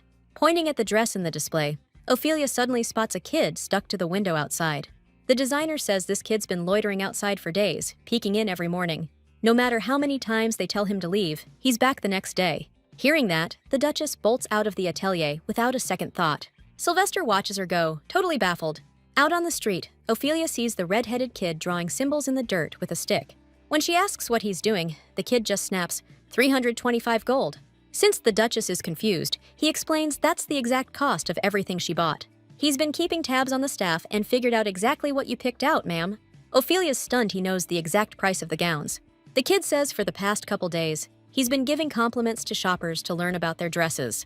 They filled him in on everything, and some even showed him their purchases, helping him gradually get the hang of things. The boy also figured out how much prices jump with accessories and started making accurate calculations. But just as he's sure he did everything right, the Duchess suddenly says he messed up. She claims there are some plain dresses that cost way more than flashy ones, and a dress's price isn't just about the bling. Ophelia insists his math's off because she spent 487 gold. The boy sighs, admitting that's a pretty big error. But thanks to her, he now knows how dress prices work, and next time, his calculations will be spot on. He grins at Ophelia and declares he won't mess up again. Just then, the heroine notices the Duke watching them, saying their chat was pretty intense. He bolted out of the store right after his wife. Everyone knows Ophelia, and they were all worried about the kid. Sylvester turns to the boy, asks his name. The kid panics and says it's Liberté. Now the girl finally realizes who she's met. According to legend, Liberté became the prince's strategist, and he rose to power through Flora. He was a genius in everything: military strategy, financial planning, you name it. A key player in Callion's rise. Thanks to Sylvester, Ophelia meets the hero who appears much later in the novel. Meanwhile, the kid can't believe his luck. He never imagined he'd actually meet Duke Regan and his wife. Libert instantly recognizes the Duke and Duchess, people whose reputation speaks for itself. There was even a recent rumor that they rescued an orphan from the slums and took him in. According to Libert, he's been hanging out here during his free time because he loves learning. Sometimes the kid really envies the academy students he sees in uniform. He wonders what it'd be like to sit in class, to actually be a student, to be in study rooms stacked with more books than any bookstore. Libert's sure that if given a chance to study, he'd be the best at it, no doubt. The boy suddenly drops to his knees before the Duke and Duchess, begging them to take him to their estate. He asks them to teach him anything and swears he'll repay them handsomely. Ophelia can't believe her luck, begging her husband to take the kid, but the Duke says it's a hassle. He gives his wife a stern look and asks if she's trying to turn their estate into an orphanage. Ophelia insists this kid is actually brilliant. Sylvester admits their chat was interesting, but he still thinks it's not enough. Libert's not bad for his age, but it's not enough to bring him into the mansion. The Duke isn't sure if this kid's worth his time or money. Ophelia knows Sylvester's right. Libert only showed his potential so far. She can see the kid's got something, but proving it? That's another story. Plopping down on the ground, Libert stubbornly declares he's staying put until they take him. He doesn't know when he'll get another shot at meeting masters like them. It might be his last chance. The kid shivers, begging them to trust him. He can't prove it now, but he's sure he'll be useful to the Duke. Sylvester stays silent. Libert notices more people gathering around. A rumor spreads through the crowd. Duchess Regan's teasing the kid on his knees. The Duke sighs, muttering to his wife that she always goes for the weird kids. He says that, then grabs the terrified kid by the collar. To everyone's shock, Sylvester suddenly scoops him up, saying he'll look the other way. Today, he's feeling generous. Libert can't believe his luck when the Duke gives him a shot to prove himself. Ophelia's never seen Sylvester smile like that before. She's clueless what caught his eye. Meanwhile, the Duke suddenly announces he's got a soft spot for little kids. When their lordship gets back to the estate, Neil can't hide his shock, seeing a little kid on his master's arm. Sylvester hands over control to the assistant and tells him he's taking over raising this brat. He smirks at Liberto and says, "This uncle's your new babysitter. Better listen up and learn from him." Neil calms down a bit and updates his master, saying all the paperwork's already handled. Then he tosses the Duke an envelope, but Sylvester tells his wife to grab it from the assistant instead. Ophelia snatches the letter and immediately recognizes the Pine Manor estate seal. She rips it open and pulls out a formal invitation from the manor. The heroine's over the moon about getting to visit the estate, hiding that secret emperor letter. Sylvester's basically her personal good luck charm today, but the Duke suddenly smirks and says, "Guess who's gonna be at the party? Flora Williams." Later, lying in bed, Ophelia's stressing out. She didn't think she'd bump into that countess this fast. Scanning the letter, she realizes it wasn't even meant for her. Sylvester swiped the invite meant for Lady Cardell and gave it to his wife. He told Ophelia to turn Flora's own weapon against her. She's sick of facing off against this girl, but now it's personal. They've clearly moved past the cliched plot, and now Ophelia needs to solidify her standing. Suddenly, an incredible confidence surges through her. She sees the path and knows she can make it work. Ophelia's claiming all the traits that once made Flora an actual angel. And this time, she's the villain. The next morning, Irene returns to the estate with the box her mistress sent her to retrieve. She explains how she was really nervous about the way the merchant stared at her, but she held her ground and grabbed what she needed. Ophelia praises Irene, saying she never doubted she could count on her. According to the maid, Joseph was grumbling nonstop. It was tough for him to track down this gift for Duke Paynon. Irene gushes over her mistress's stunning beauty. The new dress really suits her. Though the maid thinks Ophelia has great taste, most of her dresses were actually picked out by her husband. Just as she's about to head to Duke Paynon's mansion, Sylvester appears at the door. He says she looks decent and asks if she dressed up to impress him. She replies that she knows her husband's got great style, but now she needs to go. And just like that, the Duke announces he's coming to the event with her. He declined Paynon's invite last time, so now he's obligated to go, even though he finds it troublesome. Ophelia crosses her arms and asks her husband who he's planning to impress in that outfit. Sylvester says it doesn't matter. People will still notice a couple dressed to impress. The Duke extends his hand, offering his dashing wife a hand up. Ophelia gawks at the mansion's grandeur once they arrive. Plus, the weather down here on the southern border is way different from Regan's northern territories. She heard the coastline's supposed to be stunning, but she won't get a chance to enjoy it. The event's all indoors. She needs to bond with the Grand Duke, so she double-checks if Irene stashed his gift somewhere safe. The maid bolts after the coachman, which catches Sylvester off guard. When he finds out Ophelia got a gift for Paynon, he doubts the Duke will even accept it. Last time, she tricked him into eating a salt crystal disguised as candy. When she hears this, the heroine firmly decides to apologize to the Paynon family. Sylvester tells his wife the Grand Duke even considered execution back then. If Regan hadn't stopped him, Ophelia would be 6 feet under by now. So he once again reminds his wife what he went through for her. The heroine says she's so grateful for his help, she doesn't know where to put herself. But Sylvester just grins like he missed her sarcasm entirely. The doorman checks the invite and realizes it's addressed to Countess Cardell. Ophelia reminds the guy who she is and says she's here with the Countess. She's not feeling well. The Duchess glares at the servant so icy, it makes him back down and let her through. Grabbing Sylvester by the arm, she beams and asks him to tell the hosts they're here. The Duchess and Duke stride into the mansion as guests whisper in stunned disbelief. Ophelia overhears the crowd muttering she swiped the invite, but tunes it out. Sylvester smirks at his wife and asks if she's gonna slap him. She replies she just can't wait to get out of this room, but the Duke starts needling her again, trying to rile her up. Noticing everyone's eavesdropping, she pretends to play along with Sylvester. Ophelia says she's barely holding back from casting a curse with her epic dark power. She can't figure why Paynon himself isn't showing face at his own shindig. The Great Duke is a total hypochondriac. He served in the war, caught a killer sickness, and almost bit the dust. That near-death scare hooked him on a health obsession. Since then, he's only let one person get close to him, and that's Sylvester. When the Regan family walks into Paynon's office, he eagerly rushes out to greet them. When Sylvester asks how he's doing, the man says his maid's been sick, so he's been stuck in his room all the time to avoid catching her cold. Suddenly, Paynon spots Ophelia, and his anger's barely hidden. She decides to play it cool, flashing a smile as she greets him. Sylvester explains he was planning to come alone, but his wife insisted on bringing a gift for the Great Duke. Paynon hopes it's not those salt crystals again. If it is, no matter how much Sylvester begs, he's not letting Ophelia get away with another stunt like this. Stepping forward, she bows to the Great Duke, sincerely begging his forgiveness. Paynon is stunned. unbelievably proud Ophelia Regan, actually bowing to him in apology.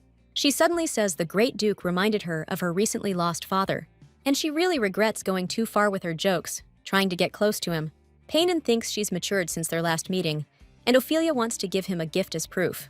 The Great Duke opens the box, stunned to find a dragon fang inside. Sylvester knows how tough it is to get something like that, but Ophelia pulled it off without anyone noticing. Holding out a gift to Pinot, the heroine tells him they have a kid named Theo living with them. She explains that thanks to Theo, she met a mercenary who'd been to the dragon territories, and that guy showed her this fang. Ophelia lies through her teeth, claiming she instantly wanted to give this thing to the Great Duke the second she saw it. Pinot's impressed. The girl's genuine passion seems obvious to him. Turning away from the guests, he says Duke MacGuffin was a special guy to him, and it really stings that he ended up like that. Since he can't just accept such an expensive gift, Ophelia agrees to ask him for a favor instead. Later on, with her maid in tow, the heroine explores Payne's sprawling estate library. When Iron asks which book they're hunting for, Ophelia says they need an introduction to curses. As the title says, the book goes into detail about curses from the dark magic world. But the Payne family's all about healing magic and despises the dark stuff. The ex-empress slipped a letter inside this book and gave it to the Great Duke. But since it was a gift from the empress, they couldn't just toss it, so they stashed it away. Ophelia's happy she won the Duke's trust, and it'd be cool to make peace with his wife. But she decides to think it over later. She's curious why the empress went to such lengths to hide those letters. Those letters must have been absolutely gut-wrenching. Finally, the girl spots the book she needs, but as she reaches for it, it slams right into her forehead. Ophelia flips it open and discovers a letter inside. The heroine's thrilled about the chance to boost her rep with Callion. Wait, something in the book grabs Ophelia's attention. The book explains dark magic is sorcery that draws power from the monster realm, and it has 2 activation methods. First, strike a deal with a demon realm entity. Second, offer up a sacrifice to tap into power. And these sacrifices are surprisingly simple. Emotions, acting as both the magic source and the sacrifice. Demons love them as a delicacy. Demons feed off human emotions to survive. Wait, this detail wasn't in the original story? She's confused. Ophelia's first taste of dark magic came after her dad's death, when she was drowning in grief. She channeled that pain into a sacrifice, and the pain was so raw she pulled a demon right into this world. Realizes she needs to crank up her emotions to tap into that magic. She tries faking rage at Sylvester to test it out. Nothing happens. Irene catches Ophelia doing something ridiculous. Shocked by what she sees, she asks if Lady Ophelia's okay. The Duchess tells the girl to forget what she just saw, and strides out of the library with a book under her arm. Back in the hall, Ophelia offers Irene a snack before their long journey. They've already wrapped up their business here. But just as the heroine is about to relax and enjoy the remaining time, Fleur walks in, someone she'd completely forgotten about. With the Countess's arrival, everyone suddenly springs to life. Ophelia tries to sneak out unnoticed, avoiding Fleur, but suddenly hears someone barking at her to stop. Spinning around, the girl sees the furious Duchess Piney, seething over Regan's unexpected visit. Everyone tenses up, like they're expecting Ophelia to do something outrageous. But against expectations, the girl bows her head to Duchess Piney and humbly begs for forgiveness. Ophelia knows the woman had issues with her last time, so she offers her heartfelt apologies. But Duchess Piney isn't falling for the fake apology of the shameless hussy who stole the Countess's invitation. Plus, she accuses Ophelia of cornering poor Fleur. As the heroine tries to figure out what she's talking about, Lady Williams suddenly steps forward and takes all the blame. According to Fleur, the Duchess just gave her a stern scolding and put her in her place. She lets a tear fall, saying she's just a common girl from a lowly background. Being close to the heir prince must be a huge disgrace for him. Ophelia can't believe what she's hearing. She insists she never said anything like that. Duchess Paynon calls her out for being arrogant. She's furious that Ophelia dragged the heir prince into this to tarnish the Countess's honor. Sylvester finds his wife's moves fishy. She just randomly got an invite, already had a gift for the Grand Duke, and casually slipped off to the library. Looks like Ophelia had her own game from the start. The Duke wants to know what she needed that she kept from him. Passing the banquet hall, Sylvester spots a scene going down. He catches Duchess Paynon, making his wife say the same thing she told Lady Fleur, but this time in front of him. Ophelia stands her ground. She claims she never said a word and doesn't get why the Countess is pulling this. She calls out the Duchess for trying to strong-arm her with no evidence and demands where the Paynon family's famous sense of justice is. Ophelia's genuinely confused. How can they blame her on the Countess's say-so alone? Suddenly, Fleur drops to the Duchess's feet and spills that Lady Regan never said a word. Tears in her eyes, she says she'll forget the cruelty and insults, and pleads with them not to blame Ophelia. The heroine's stunned by Flora's little performance. But Peyton won't buy it. She doesn't trust the rumors that Ophelia's actually reformed. The heroine's had enough. People keep trying to trip her up even when she's not doing a damn thing. Her emotions are crashing over her. Black shadows ripple across the floor, and Ophelia's hands blaze with dark magic. The raging anger inside her suddenly dies down, and she feels a strange, weightless calm. She feels like a giant weight just lifted off her shoulders. Ophelia's already thinking about unleashing that dark magic on her rival. She storms toward Flora, eyes blazing with malice, and raises her hand over the terrified girl who squeezed her eyes shut. But Sylvester darts in, grabs her wrist, and catches her trembling, weakened body mid-motion. Holding her tight, he can't believe she dared to use dark magic. The heroine drops her gaze and says, "It wasn't my doing." Duchess Peyton steps forward, declaring this witch tried to harm the Countess. Sylvester, keeping his cool, says, "You must know what pushed my wife to dark magic." According to Peyton, Ophelia insulted Flora and wanted to teach her a lesson. Not the Duke's place to interfere in women's business. Sylvester counters her claim without hesitation. He argues Ophelia insulted the Countess. His wife was with him all day, never even spoke to Flora. When the Duchess goes to argue, he gives her a cold look and asks, "You trying to call me a liar?" Peyton backtracks fast, insisting Duke Regan would never lie. The woman helps Flora up, turns to Ophelia, and vows she won't let this slide. Sylvester suggests to his wife on the way home that they zap her with lightning again. Maybe that'll stop her from being so nuts. The heroine thinks that's pretty rude, since she really had no intention of using magic in the first place. The Duke says dark magic taps into instincts, and it's super easy to lose your mind if you're not careful. He reminds her that Ophelia's always hated the Countess. She insists once more that she didn't actually do anything to the Countess today. The Duke, locking eyes with her, suddenly says he knows she's not lying. Sylvester tells her to stay by his side from now on. He can at least help her hold on to her sanity. She wants to know what's in it for him to keep her from going off the deep end. She's also wondering if Sylvester's caught up in that whole demon thing with emotions being used as tribute. The Duke smirks and asks if she's planning to offer him a little something, then waves it off, saying Ophelia's got nothing to tempt him with. The next morning, the heroine gets ready to head to the palace for a meeting with the prince. She's sure that no matter what happened yesterday, Callian can't say no to meeting her. Iron catches herself thinking that the sight of the mistress still gives her the chills these days. Meanwhile, the prince heard about the Duke's reception incident through more than just the newspapers. Flora told him how terrified she was when Ophelia tried to use dark magic on her. Callian's beating himself up for even trusting this crazy woman a little. But Ophelia's still useful to him because she's got his mom's letter. The prince is told the Duchess has arrived and is ordered to make her wait. Later, stepping into the parlor, Callian stumbles upon a scene that shocks him. Ophelia's curled up on the couch, sobbing her heart out. Spotting the prince, she throws herself at his feet, screaming she made a huge mistake. She says she couldn't stop her dark magic from accidentally activating. The emotional overload got out of hand, and she wrecked the Countess's place. Still bawling, Ophelia says she wanted to apologize to Flora herself, but scared she'll lose control again. Swearing she's terrified of herself, Callian tosses her a handkerchief and snaps, "Cut it out!" This feels way off for Ophelia, and Callian doesn't like it one bit. Clutching the handkerchief, the Duchess says she can't stop thinking about what happened yesterday. Then she drops the bomb that she's thinking about going to a temple. And Callian's floored. Ophelia says the temple might help her master her dark magic, even if it costs a fortune. The prince flat out refuses to keep talking about it and declares he's against it. The heroine was expecting that answer from him.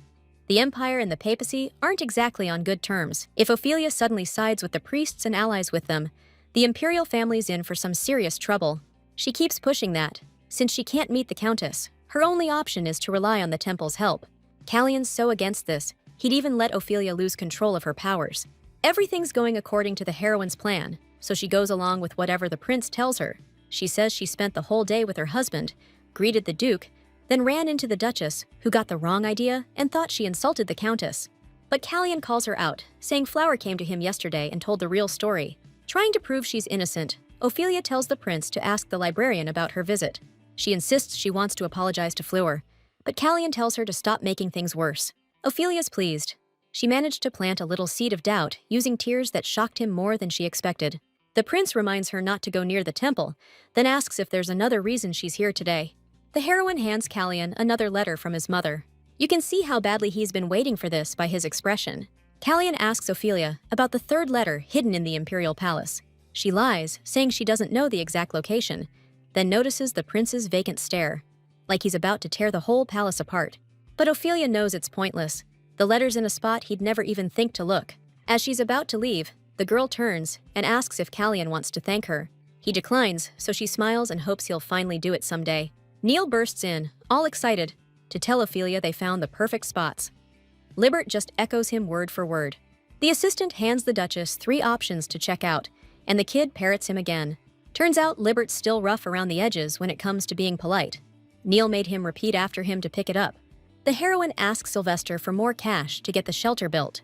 It was supposed to be Flora in the original, but Theo just reminded Ophelia about it. This is the least she can do for the future swordmaster and Libert. Neil shows the Duchess a map he thinks marks some solid spots. Yeah, they're close to the slums, but not too far from the main market alley either. Ophelia points to an empty lot she thinks would be perfect for the kids to play. Neil's stunned by the Duchess's concern for the kids. He's starting to think she actually got hit by lightning, so the Duchess offers to zap him with magic for real. She locks in on that spot and suggests putting up an emperor statue right across from the shelter as a sign of respect. The assistant's caught off guard by the idea. He's pretty sure the Duke won't go for it. Girl laughs it off, saying not to worry. Sylvester's opinion never meant a thing to her. Of course, the heroine expected her husband to flip out. But when the Duke finds out, he explodes, calls her insane, and flat out says he'll never give his blessing. The duchy's been building up strength. The Emperor's grip is slipping. Ophelia knows exactly how the whole damn society will react if the Regan family goes through with that statue. She reminds her husband he was the one who pushed to meet the Emperor in the first place. She's dead set on proving their loyalty, plain and simple.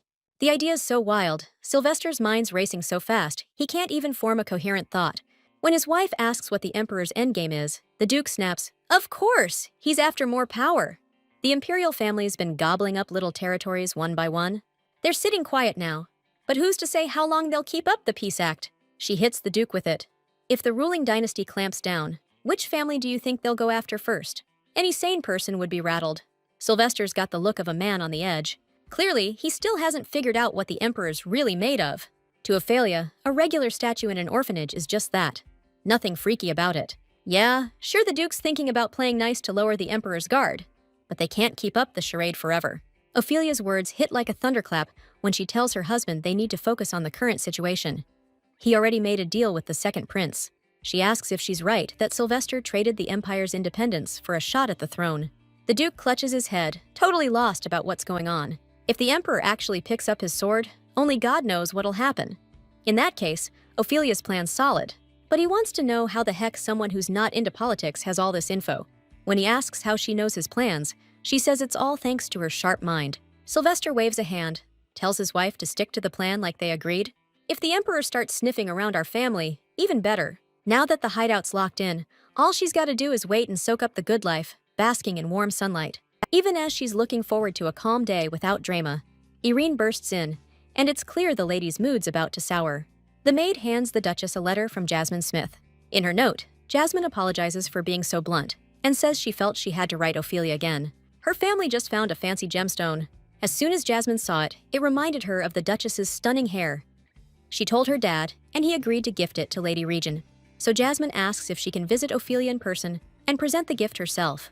The heroine is surprised the girl didn't show up unannounced, but Irene explains it can't happen that way. If the young lady came to the estate without permission, the master would be furious. Ophelia asks Irene what she thinks of her and if she's afraid of her, but the maid says she's not afraid of Ophelia at all and knows she's a good person. And there she is, a few days later, standing at the gates of Regan Duchy. Though she wants to turn back, she needs to win over the Duchess and secure her support. Entering the estate, Jasmine tries to steady her thoughts. The family's fate is now in her hands. She walks into the parlor, where the Duchess is already waiting. Jasmine sits across from her, modestly lowering her head. Ophelia asks Lady Smith what brought her here, and the girl flinches. By her reaction, the heroine is certain she came here with a personal motive. Jasmine fumbles for words, unsure if she should tell the Duchess she came just to thank her. But she's afraid that if Ophelia finds out about her lie, things will go south. She decides honesty is the best move. This way, she can show the Duchess her sincerity. Jasmine trembles as she admits her family's got some serious trouble. Their main cash flow was the mine, but it's completely dried up. Now the family's on the edge of bankruptcy. The workers are steamed about the delayed wages, and there are rumors they might storm the manor. Tears in her eyes, Jasmine admits she's really sorry for coming here with bad intentions to get the Duchess's attention. Ophelia silently rises from her seat and walks over to her. She extends a hand, lifts her chin, and with a firm gaze, promises to help. Some people really need to apologize to Ophelia. This sweet girl is apologizing for nothing. She didn't do anything wrong. The Duchess says she's glad Jasmine didn't lie to her. She hates lying, you know. She promises to talk to her husband about it. But if she can convince him, Ophelia wants something in return. The girl promises to give whatever it takes.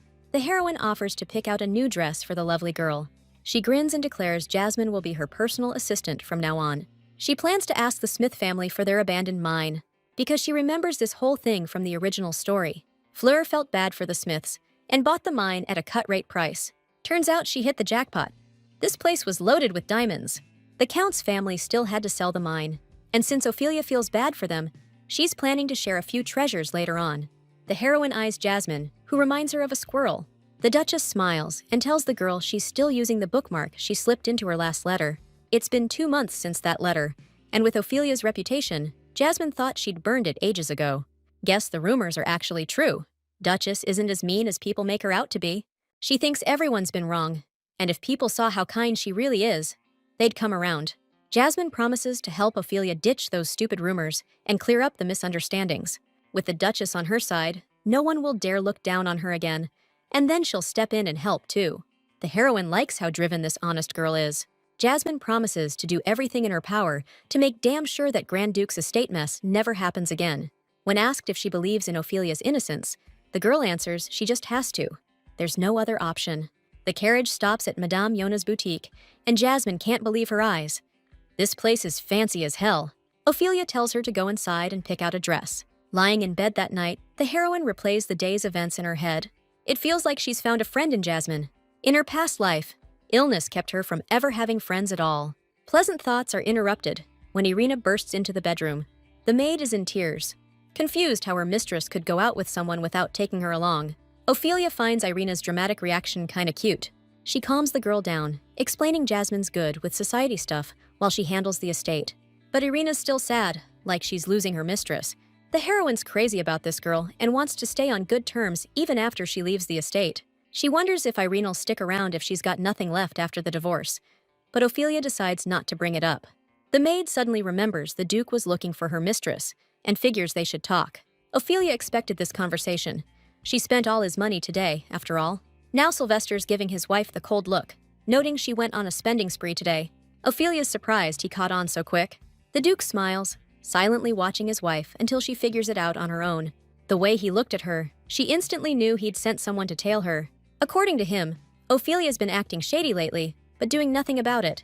Made everything feel even sketchier. Sylvester walks up to his wife. "How's everything going so smoothly for you without even trying?" He pulls an envelope from his chest pocket. "Looks like we landed a big one. The Emperor sent them an invite for tomorrow. Sylvester just gave the go-ahead on the statue yesterday. And today, the Emperor's already reaching out to them. He's been watching their family closely. So, no sitting back and doing nothing. The Duke wants to know what his wife's scheming. She's doing something she's never done before. Hiring top talent and picking up a new sidekick. According to Ophelia, Jasmine's the key to hooking the prince. Girl's got the chops to clean up her reputation. As for the talent, they're all about luring in the Emperor. If Ophelia lands the Emperor's backing, at least death won't be dangling over her head. Sylvester fires back. "My wife's under my protection. No one in the Empire dares lay a hand on her." "Stop talking nonsense," he tells Ophelia. "You're not dying." Even though she's clinging to that hope, the original ending still gives her the willies, especially with Flora openly declaring war on her. Sighing, the heroine suggests a simple divorce, figuring it's better for both of them. The Duke doesn't get why she's rushing the divorce, and Ophelia repeats she doesn't love him. Hearing this, Sylvester freezes, his fists clenching with anger. He steadies himself and asks if she loves the heir prince. Ophelia smiles and says she's not sure it's love. Sylvester figures Callian still appeals to her more than he does. The heroine sees his anger, but the Duke denies it, telling her to just leave. He turns away, and Ophelia's even more sure he's angry. Sylvester sharply repeats it's not true. His tone so venomous, she scrambles out of the room. The Duke can't figure out why Ophelia suddenly changed, or why she's so eager to leave. The thought that she's hiding something from him unsettles him. There's probably nothing to it, but it's gnawing at Sylvester nonetheless. The Duke, Neil, and Libert wait for Ophelia, who promised to come down soon. And there she is. Ophelia finally appears on the staircase in an elegant emerald dress. Sylvester's so captivated by her beauty, he can't tear his eyes away from his wife. Ophelia takes her husband by the hand and heads for the carriage. Feeling his gaze on her, she lifts her eyes to meet the Duke's. Sylvester looks away, feeling like he's on the brink. The Duke stays silent, avoiding Ophelia's gaze. Ophelia senses he's still mad about yesterday's talk, but doesn't get what set him off. Ophelia speaks up, and only on the second try does he finally respond, asking if he's angry. Sylvester crosses his arms, declaring he's had to deny it 100 times. He says he's just a little irritated. When Ophelia asks why, the Duke snaps that it's her. Ophelia, already knowing it's her, pushes for specifics. The Duke smirks, asking why she can't just keep quiet if she already knows. Ophelia teases that the one who laughs first loses, so since he did, he should stop pouting. Sylvester realizes he's been outsmarted. He smirks, admitting he's got a lot on his mind. This trip leads to the king. Ophelia is surprised he's already met the emperor, asking for details. Turns out, it happened when Sylvester inherited the title, and the emperor became the first person his charm couldn't sway. The emperor gave the guy a confused look and asked what he could possibly get out of him without his powers. Sylvester shot back that he'd take his life, thinking at the time there was no one stronger in the world. Even though Ophelia can't figure out how he made it this far, the Duke claims he's tougher than she thinks. It's him who took down the northern monsters, while his wife sometimes stares at him like he's empty space. The heroine can't wrap her head around how this intellectual type wields brute strength. Sylvester catches her hesitation and vows to show his wife what he's capable of at the hunting contest coming up. She remembers how in the original story, Flower and Callion's bond really solidified during these competitions. Smirking, Sylvester drops the bomb that Ophelia's riding along with him. The carriage grinds to a halt outside the palace, and next thing you know, the Duchess and Duke are striding down the hall for their audience. Sylvester warned Ophelia there's only one rule in this palace: no making a sound. Now, the only sound in the mad emperor's palace is the wind howling through the halls. When the butler overhears them whispering, he snaps at them to keep it down. The doors finally swing open, and the emperor's first words? A stunned, "Who the hell is that woman you married?" Cassandra gestures for the guests to sit. There's a lot to hash out. The girl can't help but feel totally intimidated by the emperor up close. Sylvester trades barbed comments with the king, and Ophelia's already on edge, now feels like she's about to melt into the floor. The emperor's caught wind of a rumor that they're planning to build him a statue in the orphanage courtyard, and the Duke just casually confirms it. Sylvester immediately drops the bomb that it was his wife's idea. Ophelia zeroes in on this as her golden opportunity to shine in front of the emperor. She fires back that starting the orphanage school was also her idea. According to the emperor, Ophelia Regan's got a reputation for being a force of good, and he's heard her name more times than he can count. Before she can even thank him, Cassandra cuts in with the kicker. They're saying she's some wicked witch who's been causing trouble. Ophelia smirks and counters that the emperor probably hasn't given those rumors a second thought. Between ruling a country and all that, Cassandra quips that they're clearly a perfect couple. Same snarky attitude and all. He says the birds tell him that Wicked Witch Ophelia Regan has definitely turned over a new leaf. She's been pulling kids out of slums and building them proper schools. And now, on top of everything, she's about to build him a statue. And the emperor's honestly curious what they were even thinking. Terrified by his icy glare, Ophelia tosses back that His Majesty knows the answer better than anyone. Spinning toward the Duke, the emperor demands a loyalty oath on the spot. But Sylvester insists he's the head of the aristocrats and can't exactly bow and scrape to the king. The emperor gets that the Duke wants to be his ally, just not in front of everyone. But hey, erecting a statue is pretty much a public move. Sylvester smirks and says, "Well then, your Majesty should chip in too." The Duke says he needs a cover story with the nobles. Ophelia's had enough of listening to her husband, the same guy who told her to act proper, bickering with the emperor. Cassandra laughs and says Sylvester's too full of himself and sly for him to handle. He turns to Ophelia and thanks her for making the first move and avoiding a power struggle. She says it's only natural, as an empire subject, to show loyalty to the king. The emperor suddenly says, "Empress Margaret knew people well. She was close to Ophelia." Right then, a bird flies off the emperor's shoulder and lands near her. Cassandra adds, "If I'd known Ophelia was this sweet, I'd have paired her with Callion." Sylvester glares, wraps an arm around her shoulders, and reminds the emperor, "She's your wife." The emperor smirks. "I know Ophelia's got a thing for the prince." When the emperor asks if that's true, Ophelia hesitates. "Well, maybe?" Cassandra frowns and gives her a hard look. Under his pressure, Ophelia sighs. "You're right." The heroine feels a bird land on her shoulder. The emperor laughs. He's charmed even his beloved little ones by now. Ophelia's thrilled she pulled off grabbing the emperor's attention this way. Lost in her happy thoughts, She doesn't notice Sylvester's side-eye right now. Finally, the audience wraps up, and Ophelia can exhale. But his brooding silence feels weirdly off to her. When she finally snags the Duke's attention, he mutters the Emperor's not himself. And honestly, how do you even talk about Ophelia, the woman who hooked up with that oddball? The Duke reminds his wife how she used to gripe about Calian, but the Emperor was stoked to pair them up. Ophelia says she was scared out of her mind, thinking he'd bite her head off if she disagreed. At the end of the day, Sylvester's won the Emperor over, and that should be enough for now. The Duke says it's just a bad mood, but Ophelia scoffs. Why should that even matter to her? She didn't plan to blurt it out. But the words just slipped out. Finally, Sylvester smirks and admits he sometimes wonders what the heck Ophelia's thinking. She stares at him, totally lost. What the hell's happening since yesterday? She reminds Sylvester that he promised to divorce her if she seduced the heir prince. If you look at it this way, today's mess could be called a win. Ophelia demands the Duke answer if he's planning to break his word. Sylvester says nothing and coldly informs the girl Calian's right behind her. But when the prince sees Ophelia with the Duke, he spins around and bolts the other way. After agreeing with Sylvester to talk later, the heroine darts after Calian. The prince stops and demands to know why Ophelia's following him. Wearing an angelic grin, the girl says she just wanted to say hi and see how your highness is doing. Calian says his day's magical and tells her to back off. Hearing the edge in his voice, Ophelia realizes he's got a meeting with the Countess. She says she's got a knack for picking up on stuff like that. When she gets too close, he jumps back like she scalded him. Ophelia's annoyed at his reaction to her wanting to chat and decides to tease him a little. Still smiling sweetly, she says she just met up with the Emperor. The prince, who rarely sees his dad, wonders why the Emperor called the Duchess in.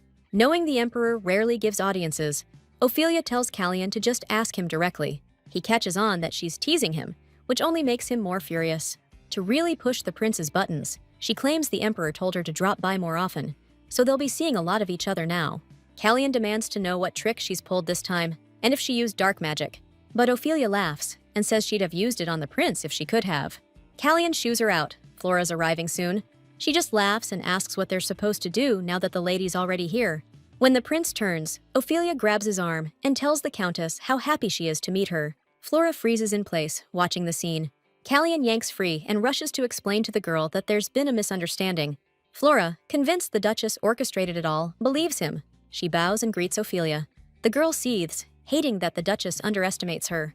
The heroine tells Flora she just stopped by for a quick chat with His Highness. Then she suddenly asks the girl if she's in good health.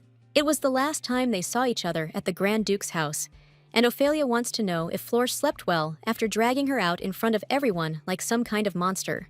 Flora thanks the Duchess for checking on her rest, which was actually peaceful as a baby's. In return, Ophelia tells her to start watching her back, promising to get Flora a bed so narrow she can't stretch her legs.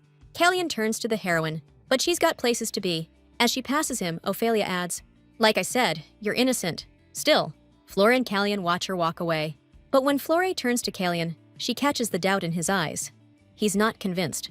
Waiting in the carriage for his wife, Sylvester can't shake the Emperor's words. Could have paired Calian with Ophelia. The Duke was ready to use her, but now he's struggling with why he doesn't want to walk away. Ophelia slides into the carriage, feeling on top of the world. Sylvester's intense stare wants to know if meeting the prince shook her up. Ophelia smirks. "I'm in a good mood because I humiliated the Countess. That's what did it." Sylvester watches her for a while, face serious. But her weirdness always gets to him, and the Duke smiles. She cracks him every time. Ophelia smirks again. "You lost, Sylvester. You smiled." Not everyone can read what's written on the Duke's face, but Ophelia picks up every emotion right from his expression. Sylvester steps closer, runs a hand over her face, and says his wife is truly beautiful. Ophelia doesn't get why he's spouting these dumb lines, but doesn't want to anger him, so she lets it slide. She just nods, saying she's cute enough. Sylvester traces her face again, promising to do anything she wants. Today, Sylvester feels especially off to Ophelia, but she pushes it aside. Morning sunlight glides over her lashes, waking her up. Opening her eyes, Ophelia realizes the ceiling isn't her bedroom's and panics.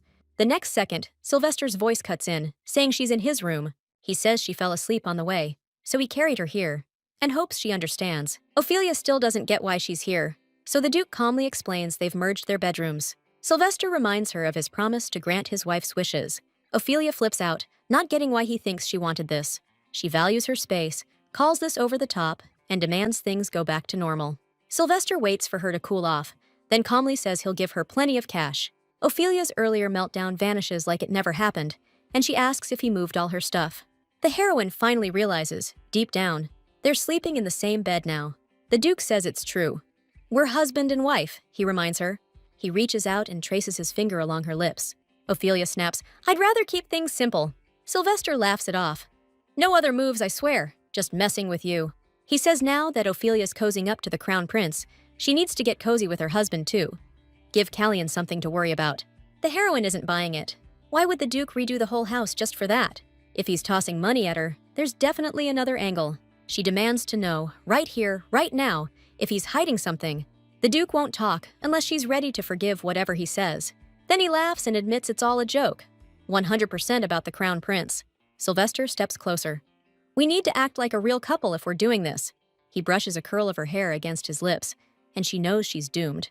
The next morning, she wakes up and realizes Sylvester's already out running errands. She's horrified to catch herself thinking she's actually sad he's not there when she woke up.